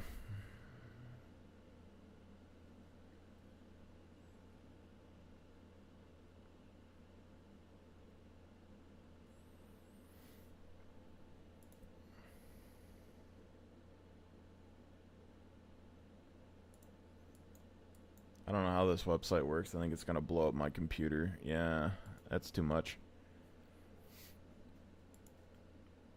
Well, the big thing, we have to earn some of this stuff in game, but the big thing I'm planning with the liberators and stuff is the idea right now that I've kind of settled on is over 2 liberators we're gonna have 6 ballista, then we're gonna have 4 MTCs, and then at least 6 ballista on each. We'll have 8 MTCs, and then we'll have at least 8 vehicles that are similar to the Cyclone MT, and then we'll have 2 Spartans in each of them too, so 4 Spartans. And I'm leaning farther and farther away from rovers, but basically what that would do is if you have 30 people on the Carrack and the Liberator, the Carrack we can fit 2 MTCs and 4 Dragonflies, or we can fit in 2 rovers. Both of those can manage to drive like 16 people. And then you have the 2 Pisces or whatever that are going to be like medical and stuff in the top, so you have 2 for medics or whatever. Then you're going to have the ability to deploy like 1 Spartan with like 8 of those MTCs, or you can put in 8 MTCs and or like 8 MTCs and 8 Cyclones, or you can put in 6 ballista. But we're making like a multi-layered aerial defense, so you get 6 ballista with 6 MTCs or MTs, and each MT has like I think 4 size 2 missiles on it and a cannon. So you're going to be able to put up a wall of some missile fire. Like the size 2s aren't really going to be that crazy, but if we add in, you know, handheld missile launchers inside of the... Basically you're going to have handheld rocket launchers inside of the MTC, at least 1. And then you're going to have the actual MT Cyclone, which is going to have 4 size 2 missiles. And then you're going to have a ballista, which has the size 5 and size 7. And that's the wall. Because I went back and forth on the MT versus the Storm AA. I was very on board with the Storm AA. I keep wanting to go Storm AA. We could get 2 of those and have like 160 missiles. That's a ton of firepower. But the Storm AA can't transport troops.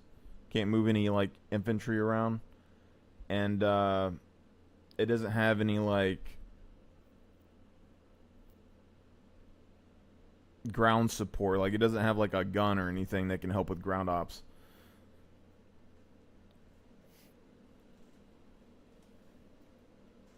And I'm kind of split on the Dragonflies right now. The reason I'm kind of keeping the Dragonflies in the back of my head, and I think having Dragonflies on the Carracks and stuff would be good, is just because there are space missions where Dragonflies are really useful. And they're really hard to detect.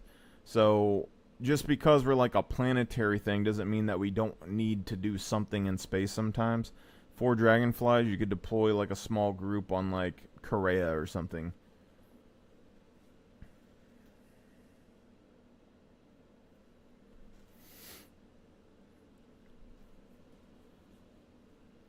I mean, I don't think that you have to melt yours for an eclipse, but the eclipse isn't... I don't know what changes they've made to torpedoes, but I wouldn't say the eclipse is a good solo ship. I think it needs support, especially with the PDCs now.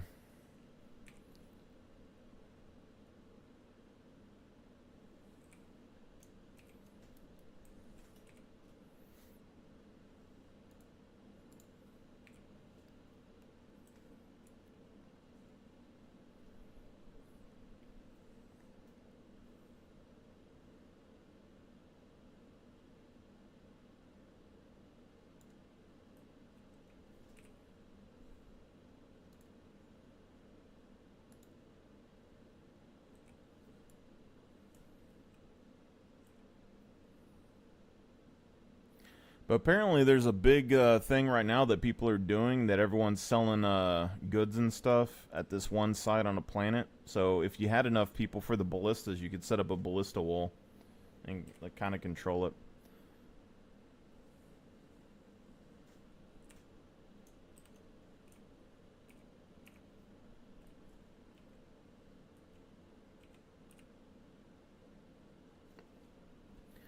I think the TAC's alright. I don't know how practical the TAC is, because everyone's saying it's the AC 130. It kind of is. Like, I do understand that. And it does give a lot of utility. But I think the Paladin's going to be my AC 130. Like, I think you could keep the TAC as like a backup to the Paladin, though. I think there's both. Like, there's probably some places where you don't need that much firepower, and the TAC would be better.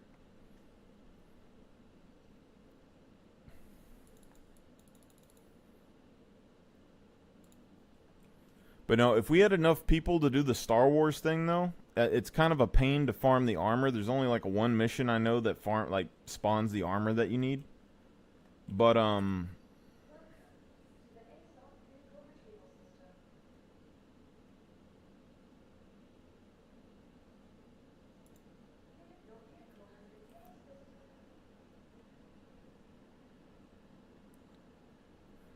I found all the weapons that we can use for the blue lasers that the clone troopers use. And they're all weapons that people say are ass, besides one.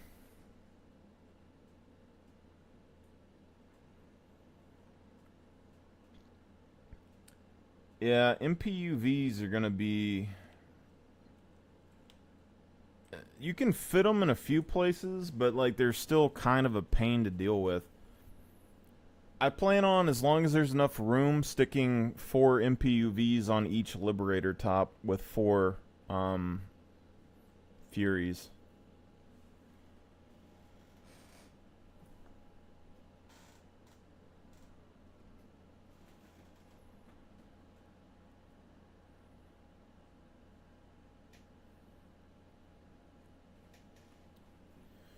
My thing is, right now,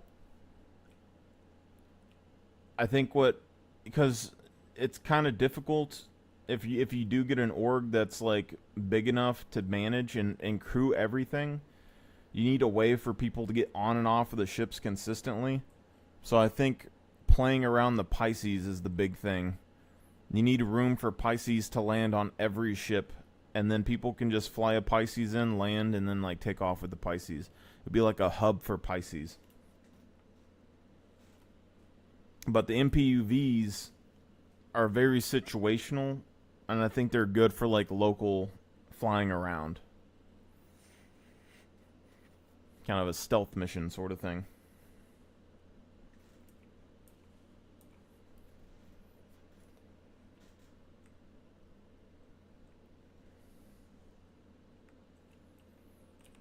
But as far as I can understand, with the Marine stuff, I think 8 MPUVs is pretty standard for like ships and missions. And then the Furies on top of that are just kind of bonus.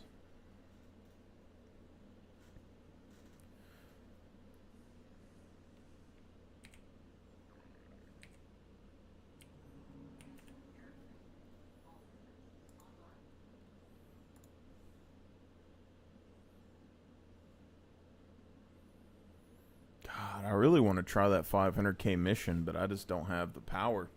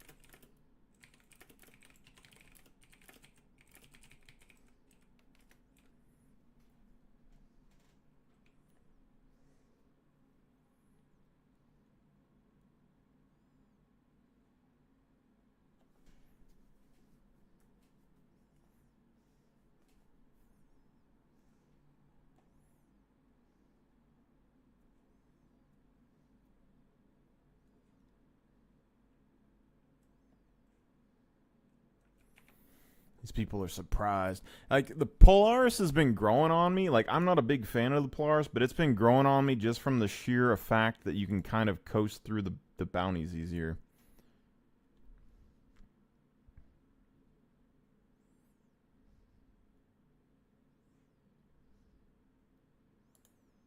Support VIP.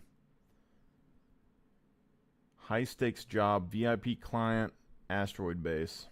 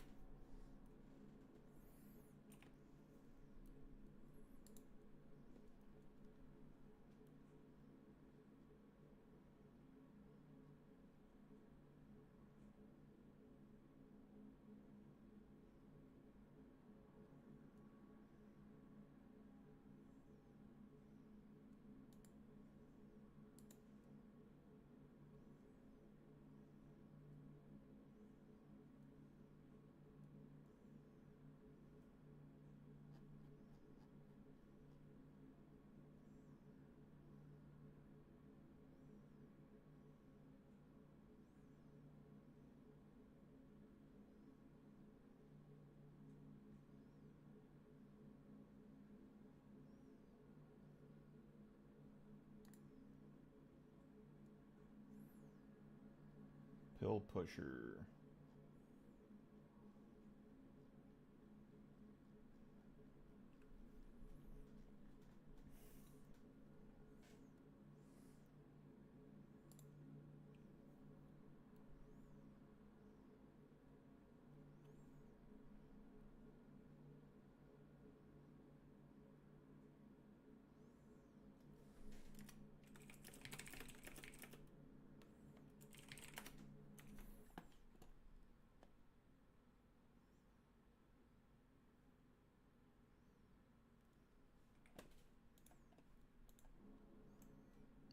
What's going on, big boys? Gotta take it easy on the juice.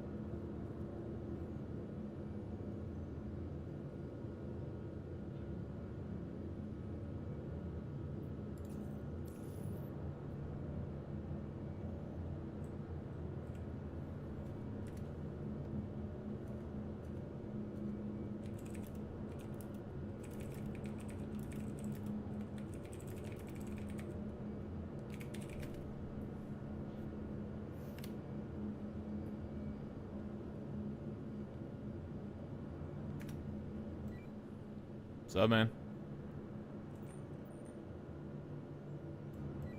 You here for the Merc mission?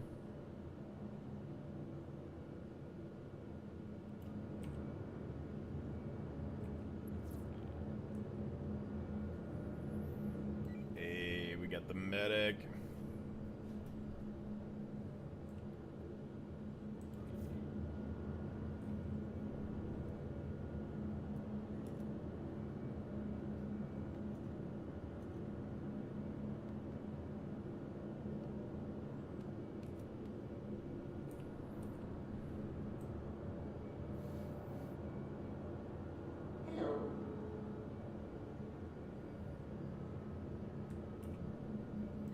Gotta wait for one more.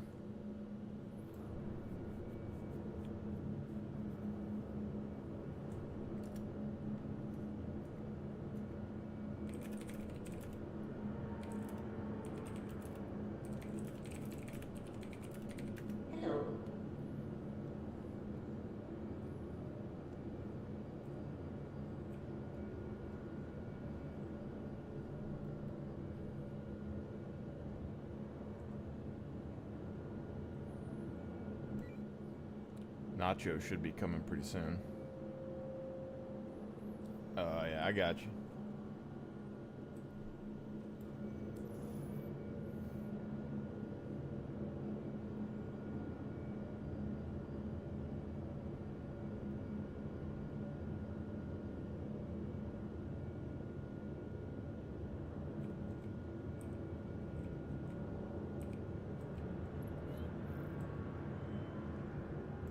Must gather more. If you like white, you'll like my stormtrooper setup. Yes. I'm gonna make the Empire someday. Let's see where Nacho's at.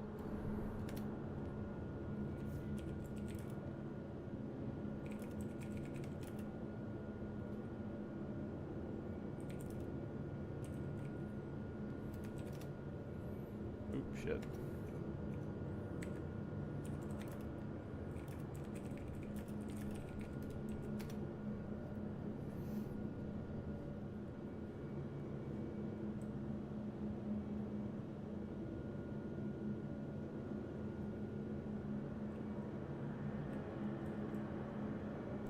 So go ahead and call the ship in real quick.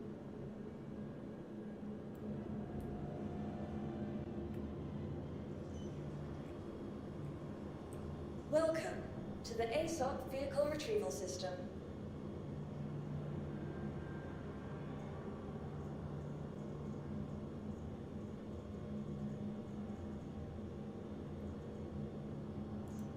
Your vehicle has been delivered. Please visit us again.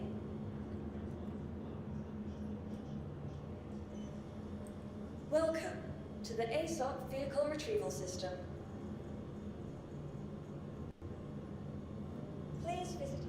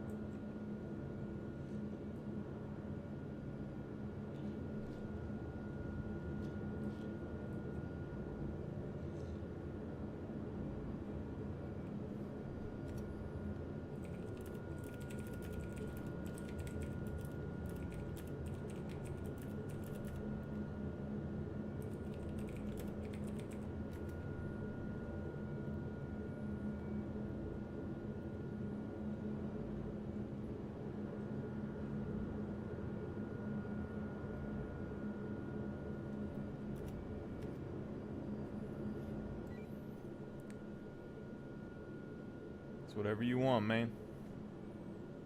You Nacho? Nacho Libre? Yeah, I'm Nacho. Yeah, can you hear me? Yeah, here we go. So we got the muscle, the medic. I guess I'm recon, and you're the leader now because you got TTV in your name or whatever. Yeah. Yeah, I used to be a streamer, not anymore though. I got you. It's a rough life out there.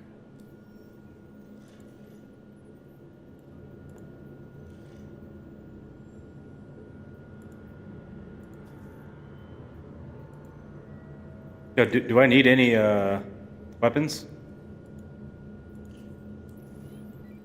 I would assume it's all space combat. I'm not positive, but I do have like some snipers. I'll be on the handling ship. things on this end for Foxwell. Glad to have you on board. Okay, yeah, I just don't have Get out to the anything. contract site as soon as you can. Need you to provide them with protection before it can be overrun. Weapons free. Yeah, I don't know what's in this mission exactly. The 300K one had like, I don't know, like 30 ships that were there. This one says VIP contract, so I'm assuming there's gonna be a bunch of baddies there. yeah, it's like a lot of pirate ships and stuff that spawn in. There was like a Retaliator and fuck, what's the other one?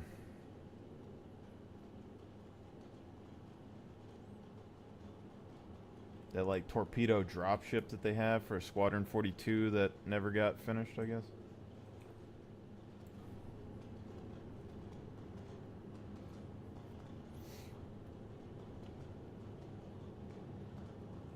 Oh, did y'all all get that mission that I shared? I did.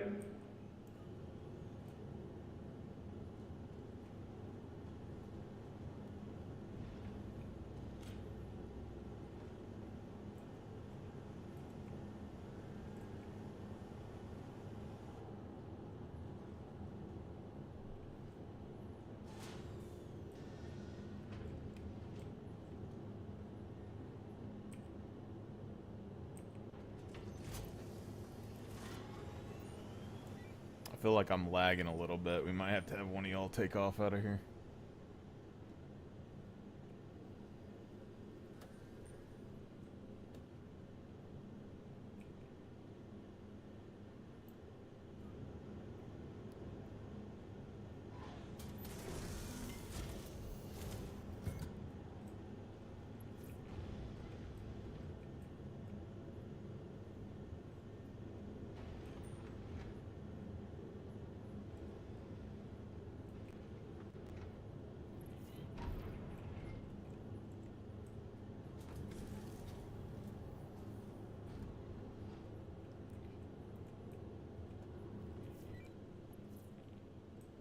Hey, I'll open the door if one of y'all can pilot it up, because I'm freezing.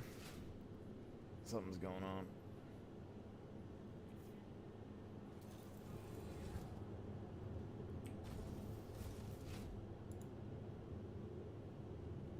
Welcome to Robert Space Industries. Enjoy the ride. System check.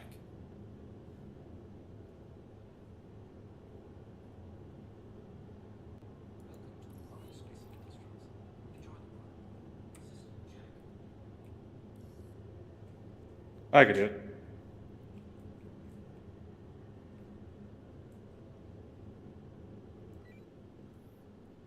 That's not the pilot's chair. Oh shit, where is it? It's up here. Welcome to Robert Space Industries. Enjoy the ride. System check.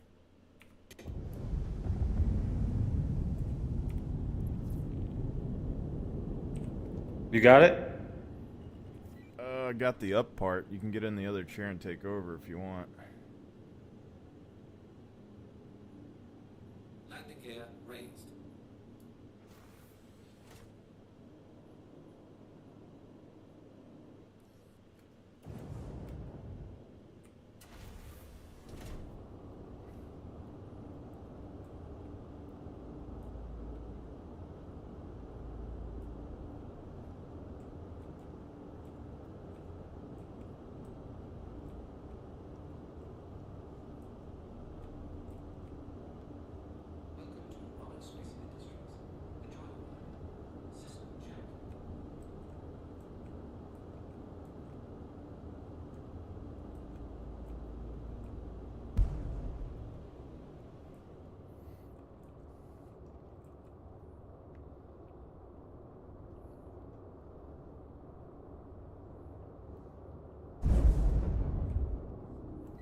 I've never driven in a co-pilot's spot before. Yeah, I don't know if that works on all the ships, but it's kind of cool. I only did it once with the Banu Defender. I had a ship like shoot the wing on the Defender, and it shut the power off to the cockpit, and I was falling out of the sky, and I had to get in the other chair and take off again. It was pretty crazy.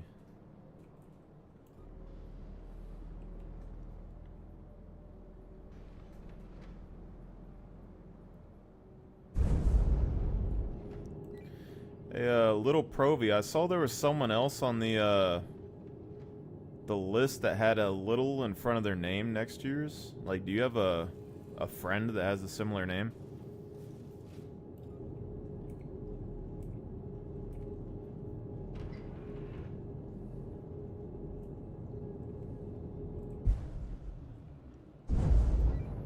Oh, okay. I think that main elevator goes down to the torpedo room and stuff. So the size 6 gun, if there's anything big like a Retaliator or Connie, we can use that on it.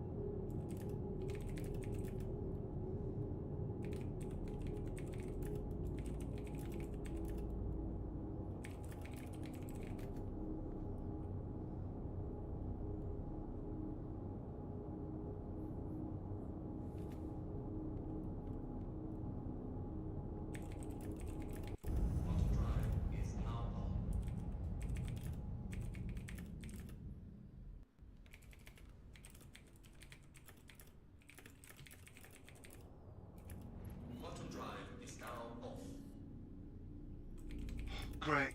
You're here. We could really use your help dealing with these outlaws before they destroy everything.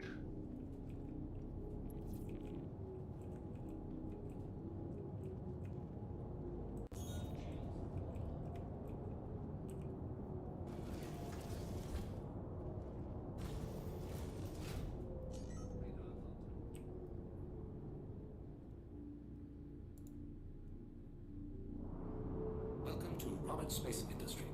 Enjoy the ride. System check.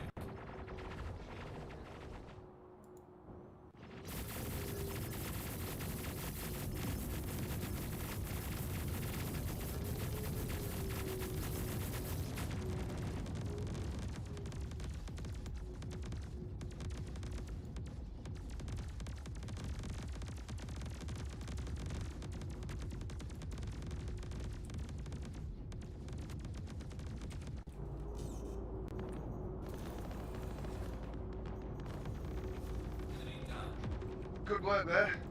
Guess you know what If there's a hammerhead, gets the 6.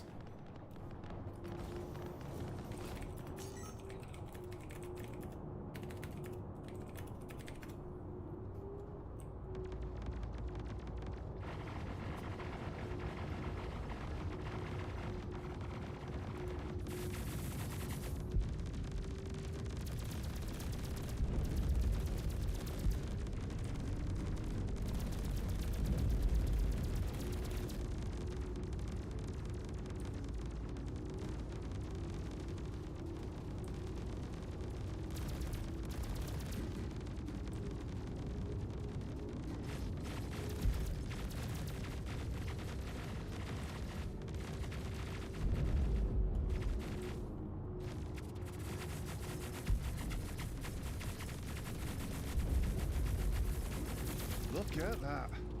You're not half bad, you know.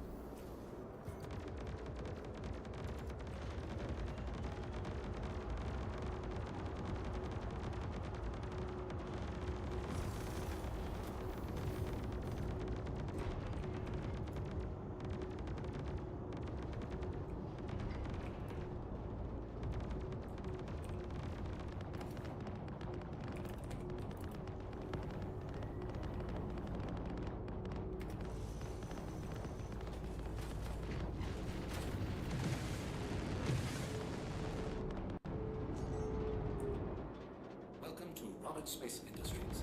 Enjoy the ride. System check. Shields damaged. Radar contact.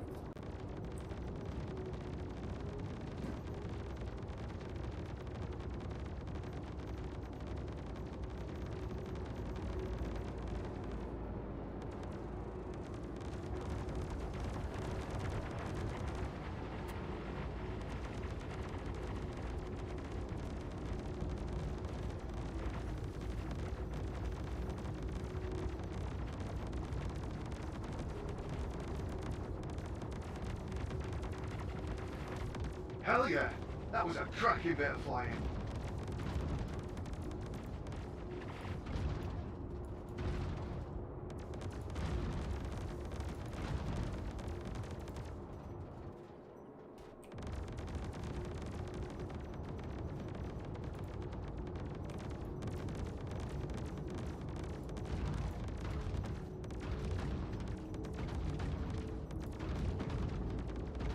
Shields damaged.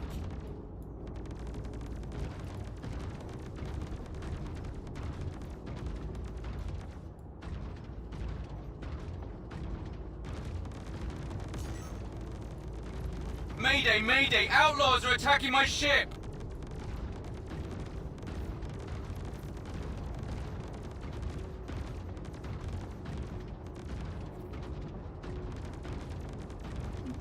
Do you want me to continue with the mission or take out this hammerhead with you guys?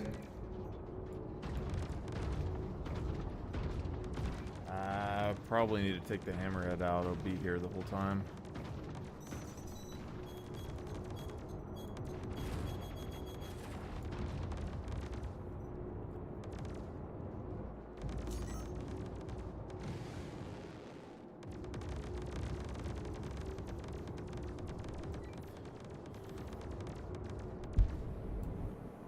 Shields damaged.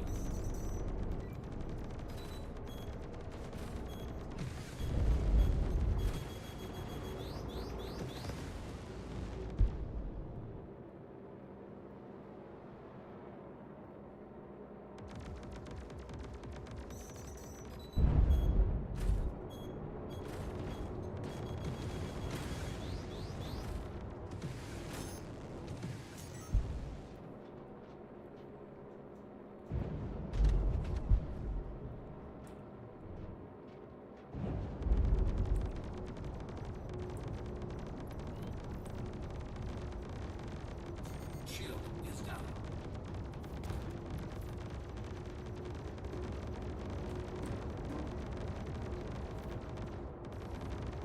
More ships arriving. Get ready.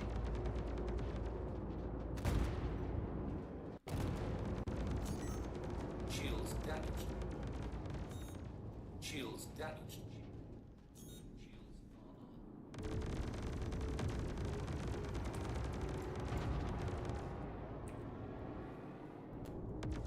Hammerhead, straight forward. I need more up on the left.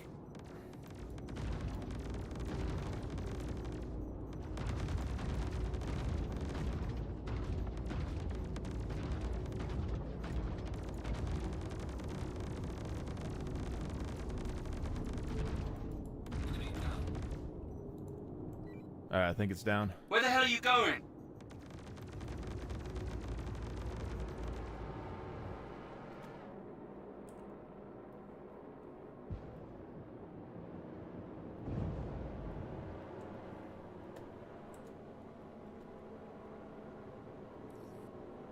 Look out!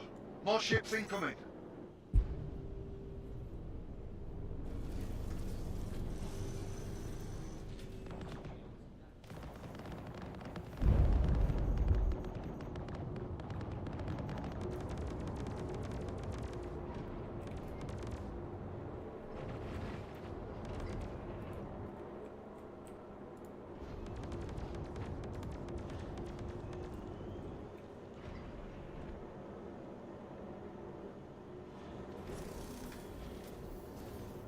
Keep the fighters off me so I can work.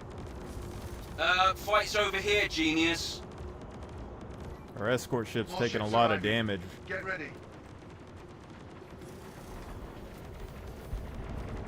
Try to get on the side gun.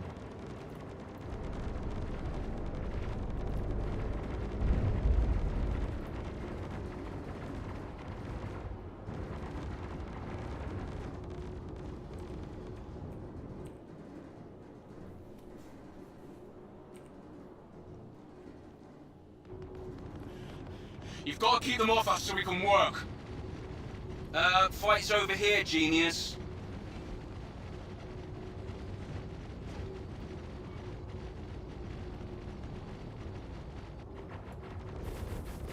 Welcome to Marlax Space Industries. Enjoy the ride. System check. Shields damaged. Mayday! Mayday, I'm going down! Fuck. I'm gonna reassign the contract. I just don't think you're the right fit for this. Radar contact.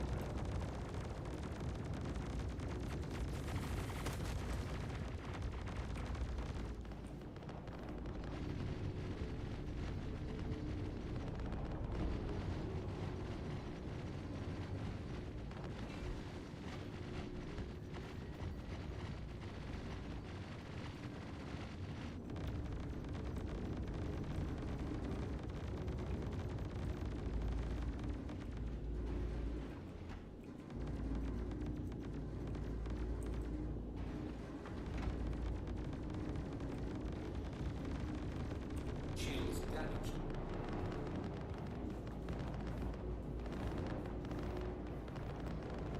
Enemy down.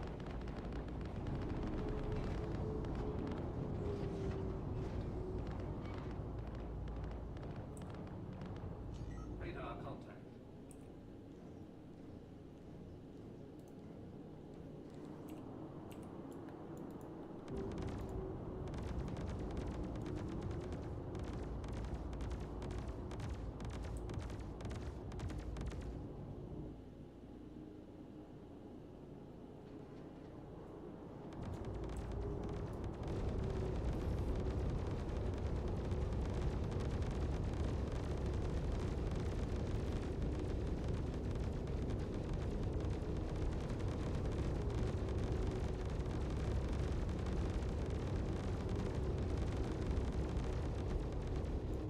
Shields damaged.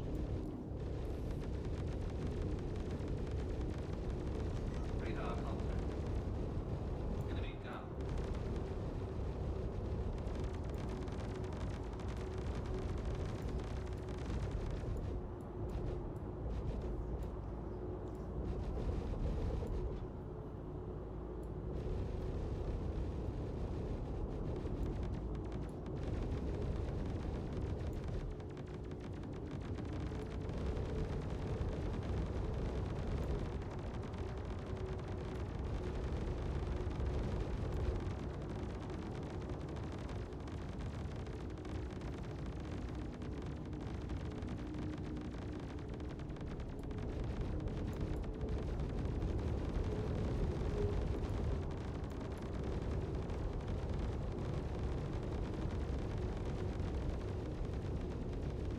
Shields damaged.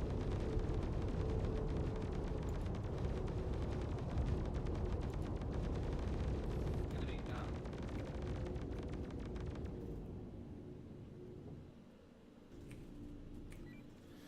Damn.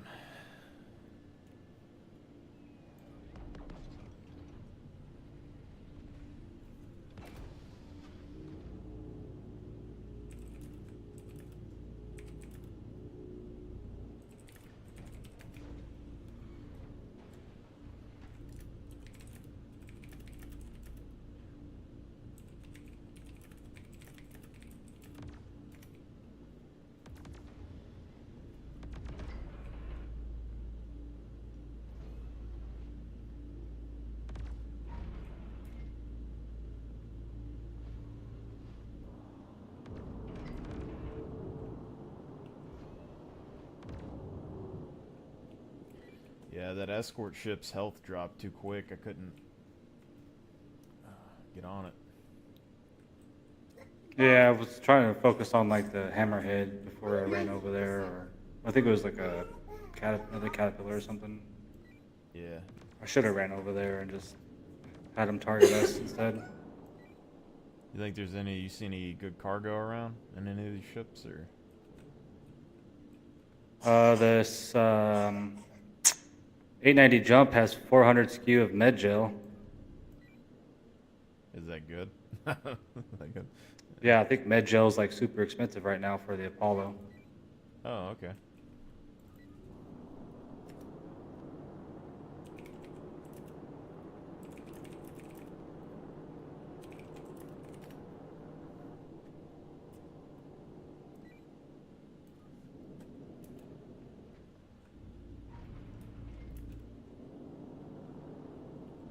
Let's see what we got.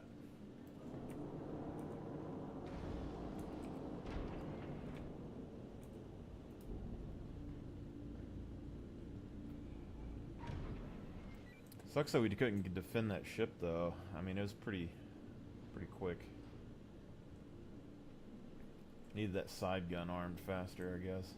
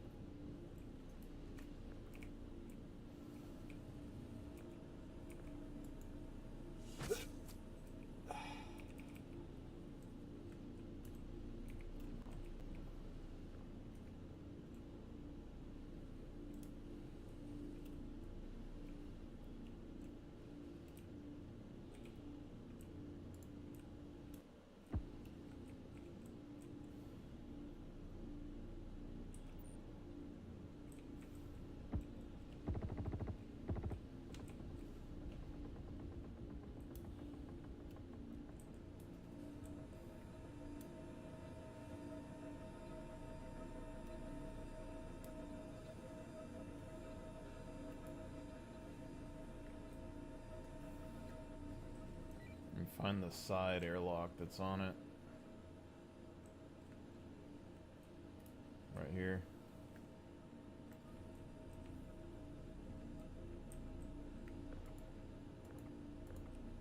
I think. No, that's the escape raft.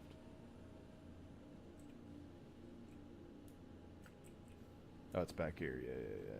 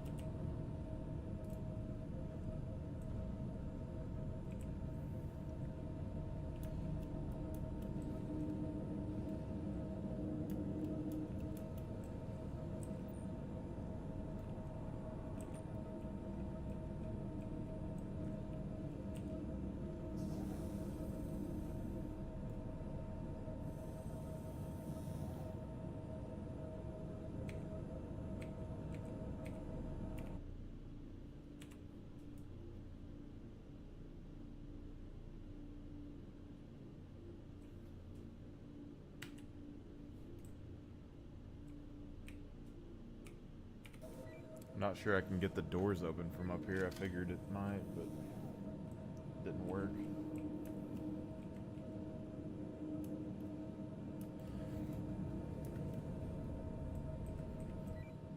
Med bay should be around the crew quarters. Second floor, I think. Could be that or the storage in the back.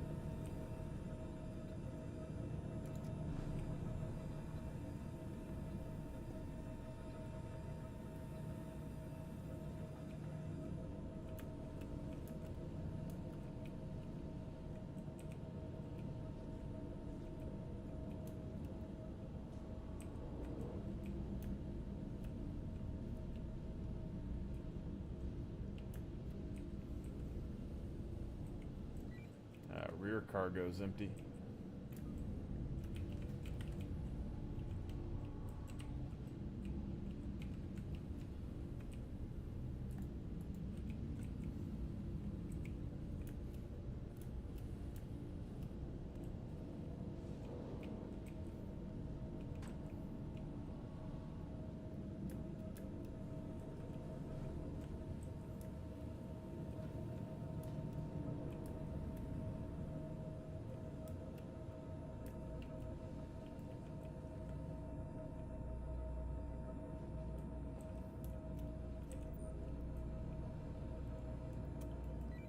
I'm in the med bay. I'm not seeing any storage for gel.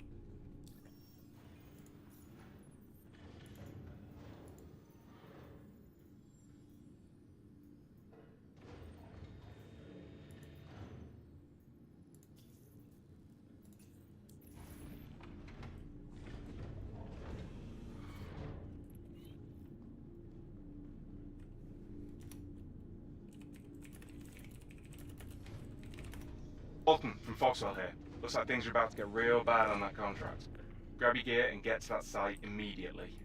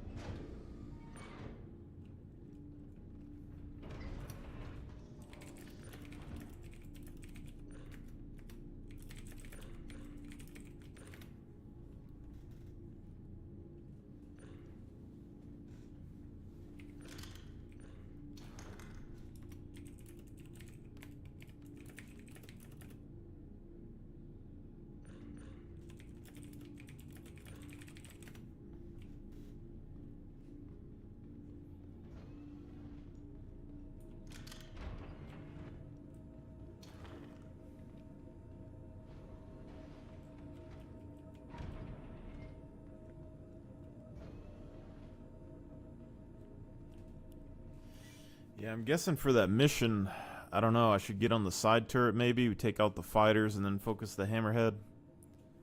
I'm not sure.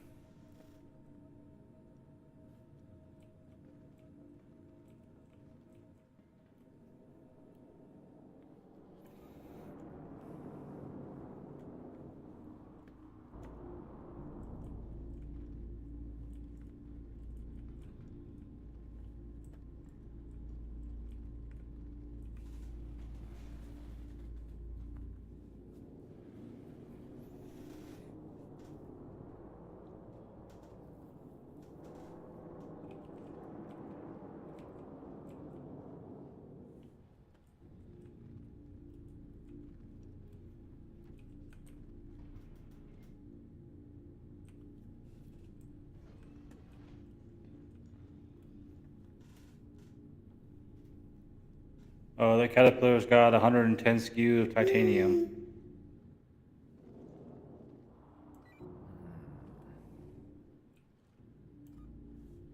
If you take that main elevator down to the cargo hold, and then you take like a right, there's a hallway. I think we could do one side cannon and the 6, but we really only need the 6 for the hammerheads and like the caterpillars and stuff.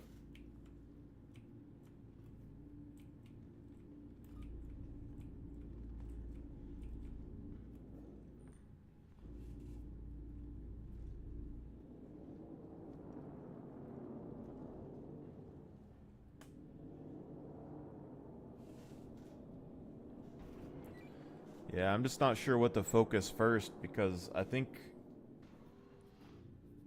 if we take out the fighters, it might be better, but I think that hammerhead runs over the escort.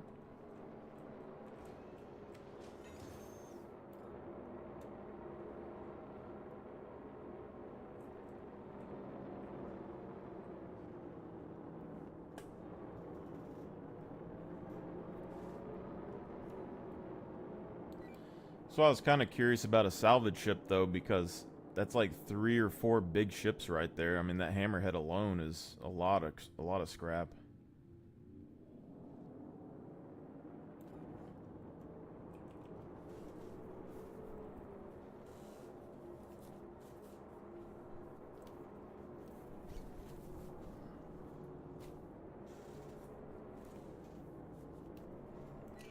Might see if we can find a hammerhead crew in the chat that can come behind.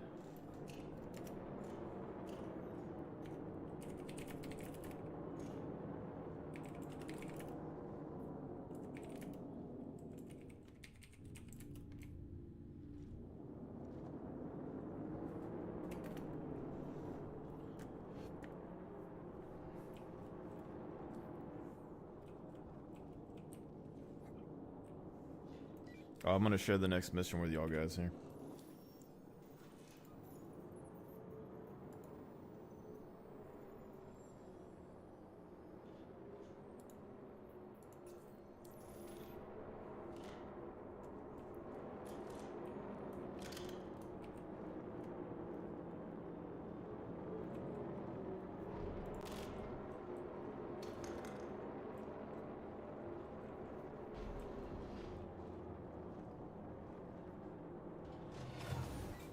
Yeah, I think that's a power plant or something. Or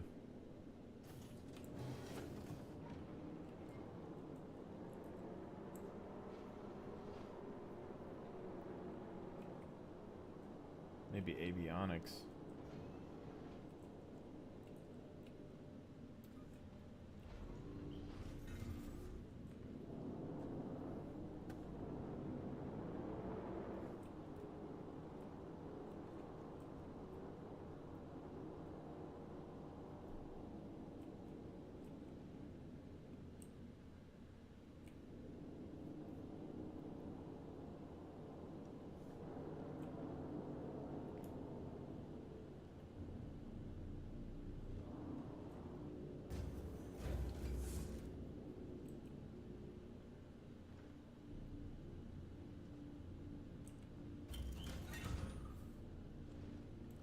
Yeah, there's a few ships like that. The SRV has a closet you can lock people in.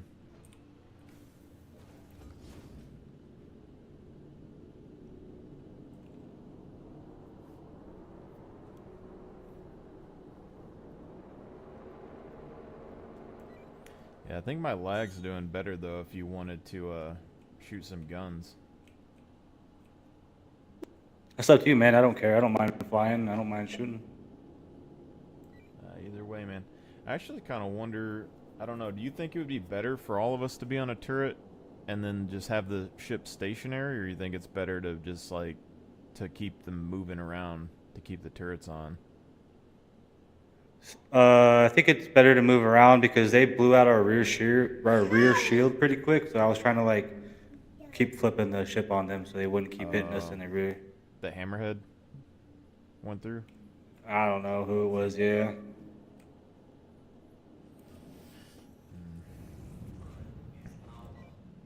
See, I'm kind of thinking if the rendezvous marker, if it isn't timed, we might just need to wipe out the hammerhead and everything else before we go to the marker. Because I don't know when the ship spawns in, but... Damn happy to see you.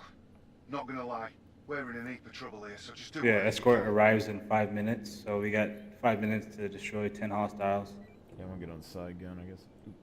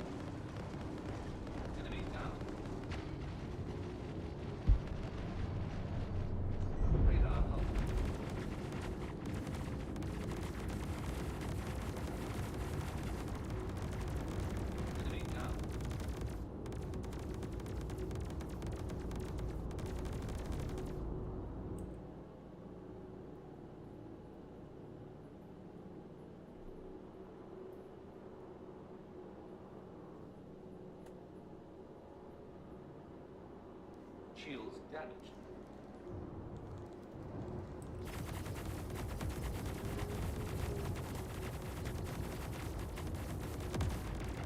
Enemy down. Nicely done.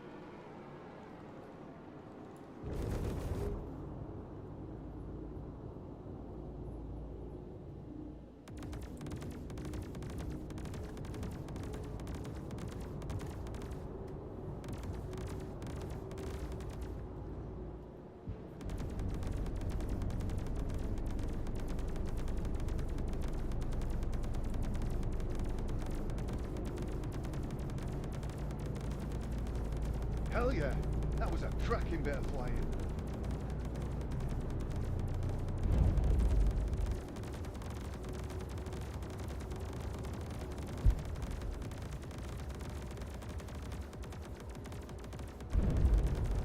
Shields damaged.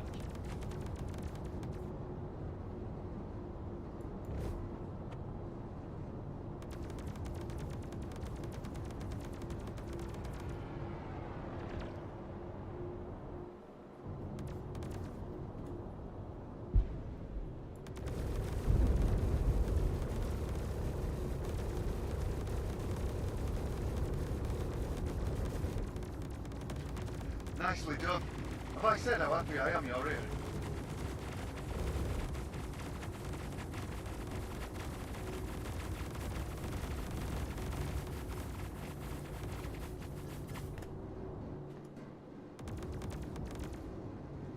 Oh, that's the hammerhead.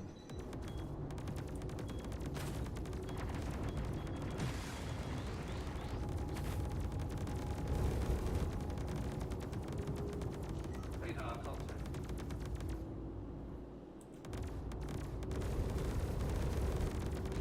Shields damaged.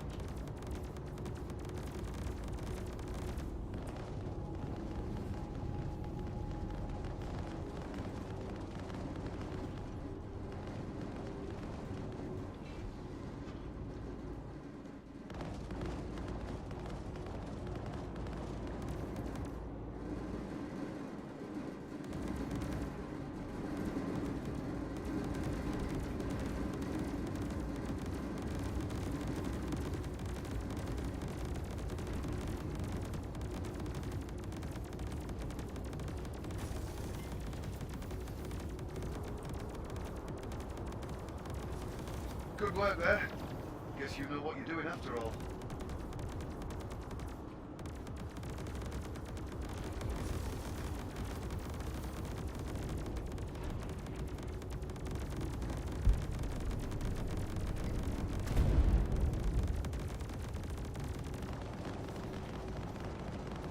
Hammerhead in front of us. Yeah, I'm getting on the 6. Might need to shoot a torp up its ass.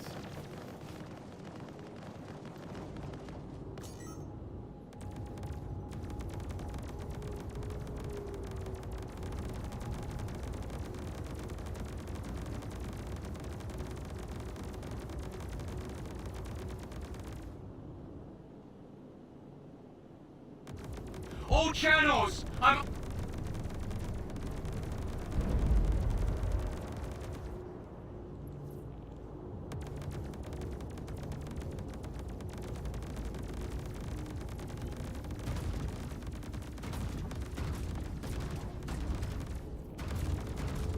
There's more of those bastards coming our way.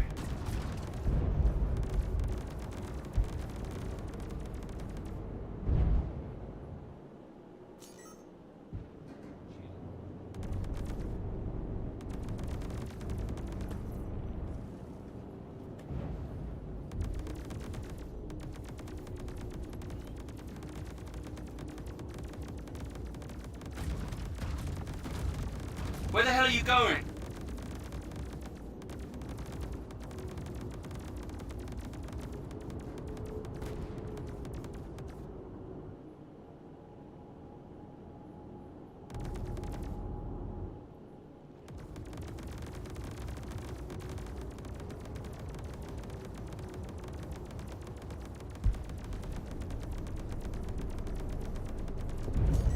There's more of those bastards coming our way.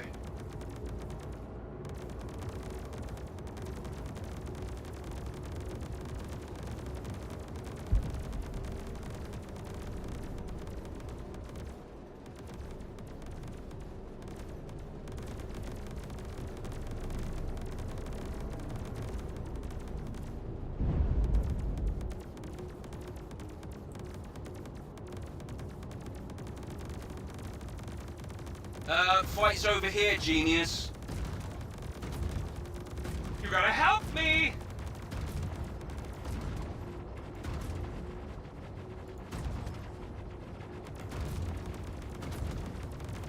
Look out! More ships in.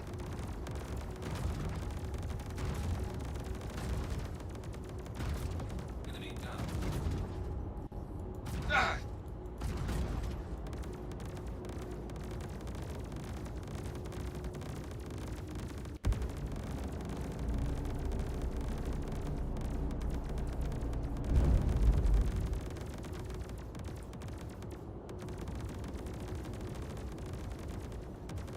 Keep the fighters off me so I can work. Shields damaged. Where the hell are you going?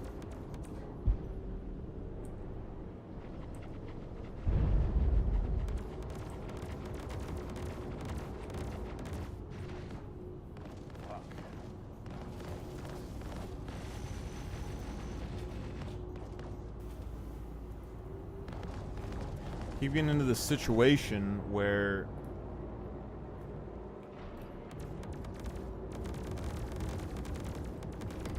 we need the bottom gun for the hammerhead, but then they go for the fighters.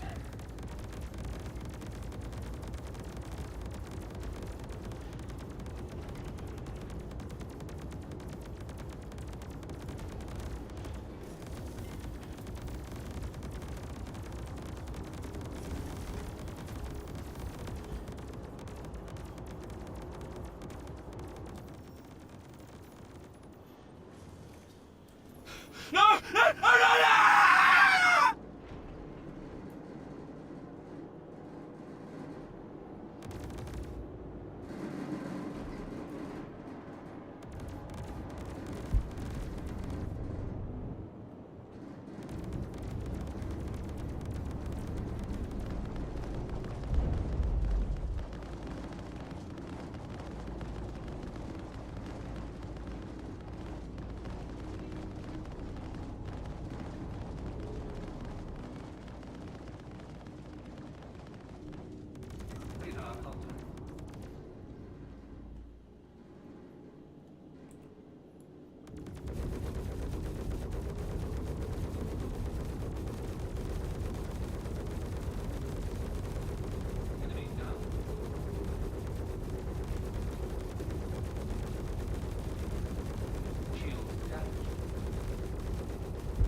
I'm sorry, but I need to revoke this contract.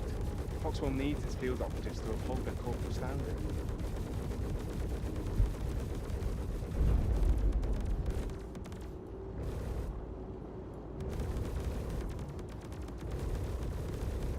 Friendly ship down.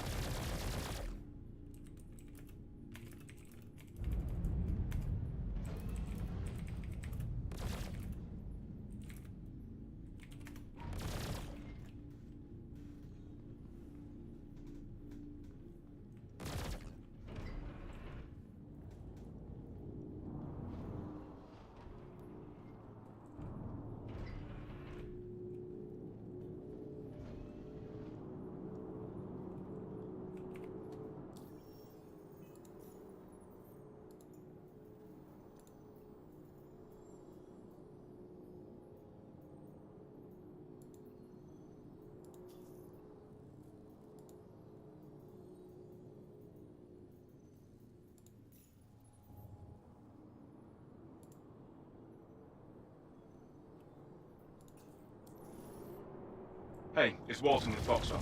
Need you to deploy and defend that site, on the double. Not sure how much longer they'll be able to hold out.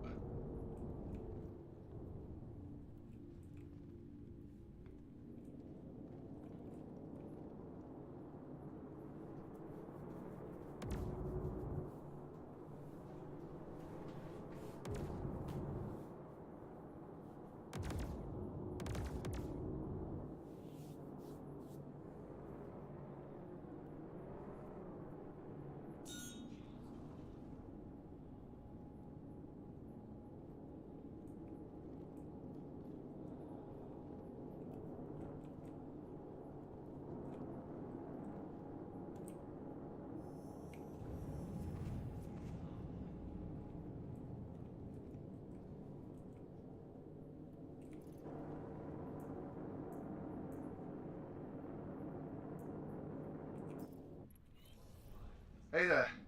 Glad you could help us out. These assholes are trying to destroy everything we got.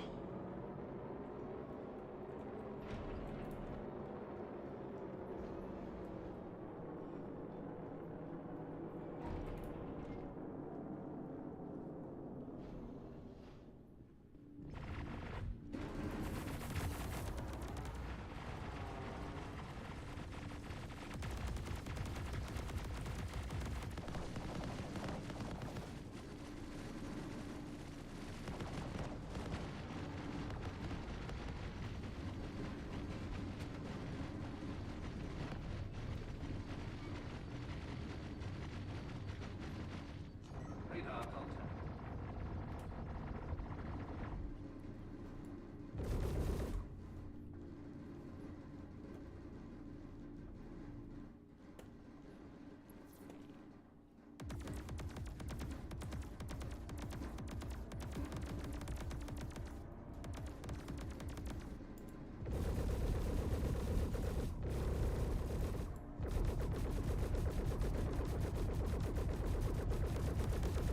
Radar contact. Shields damaged.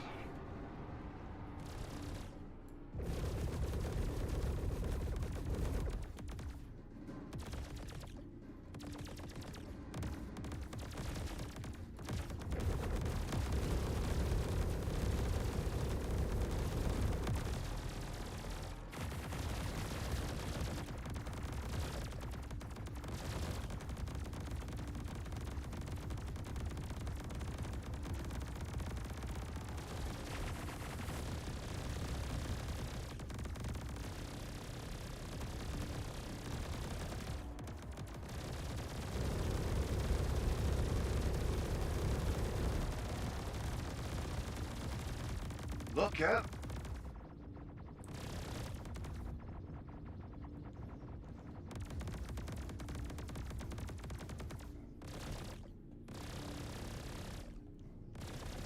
Shields damaged.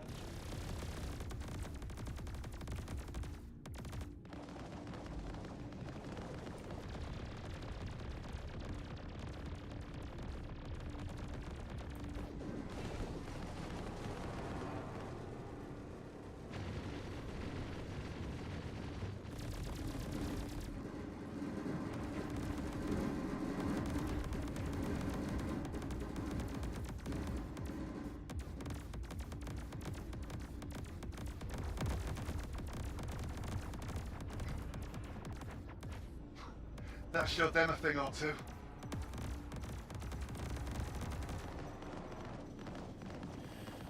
let's see what's going on here.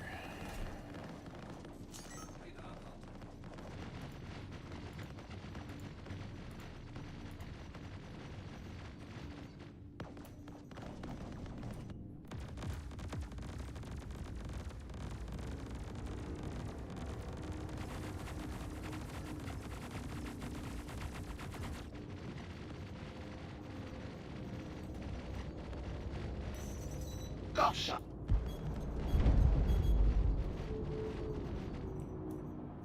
Enemy down. Good work there. Guess you know what you're doing after all.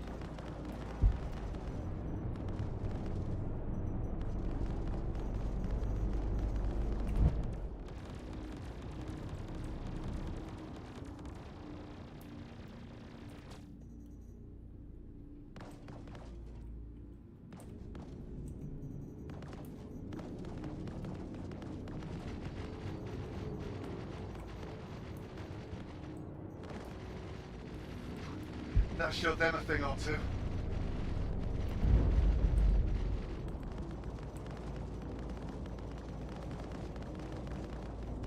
Shields damaged.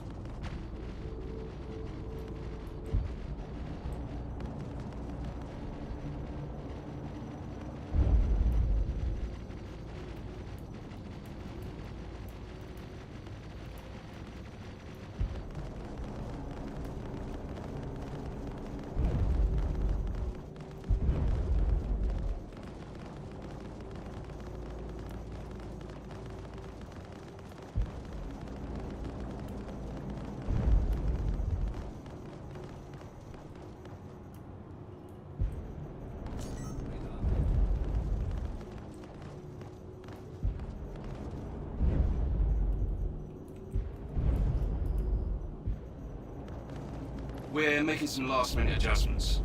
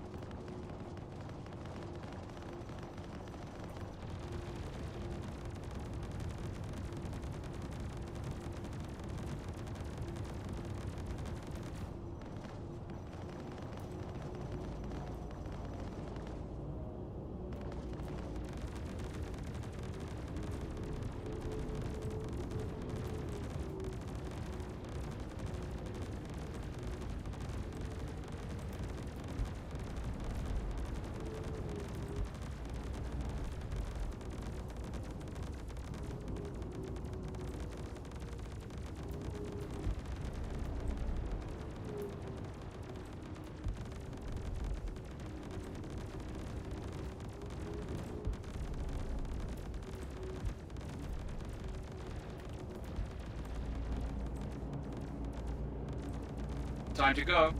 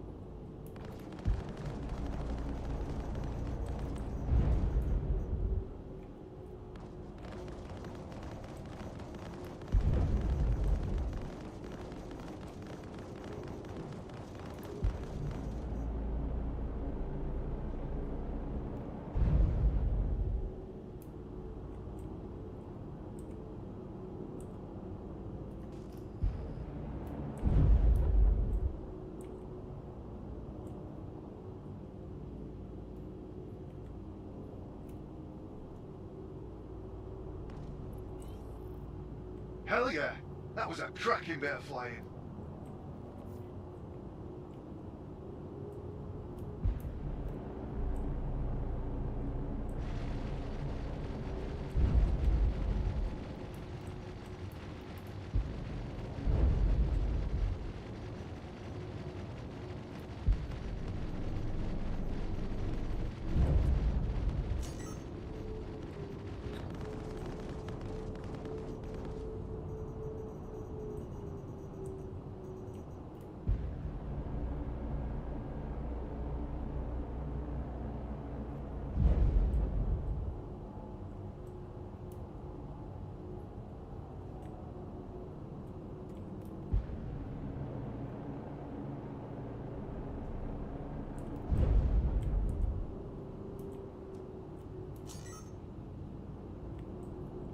Mayday, mayday! Outlaws are attacking my ship!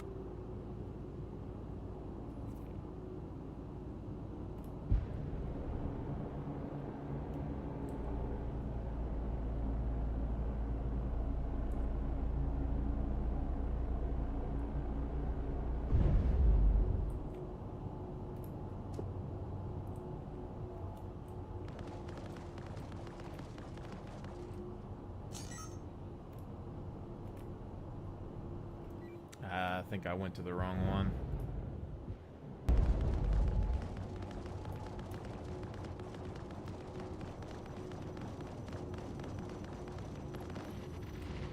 More ships arriving.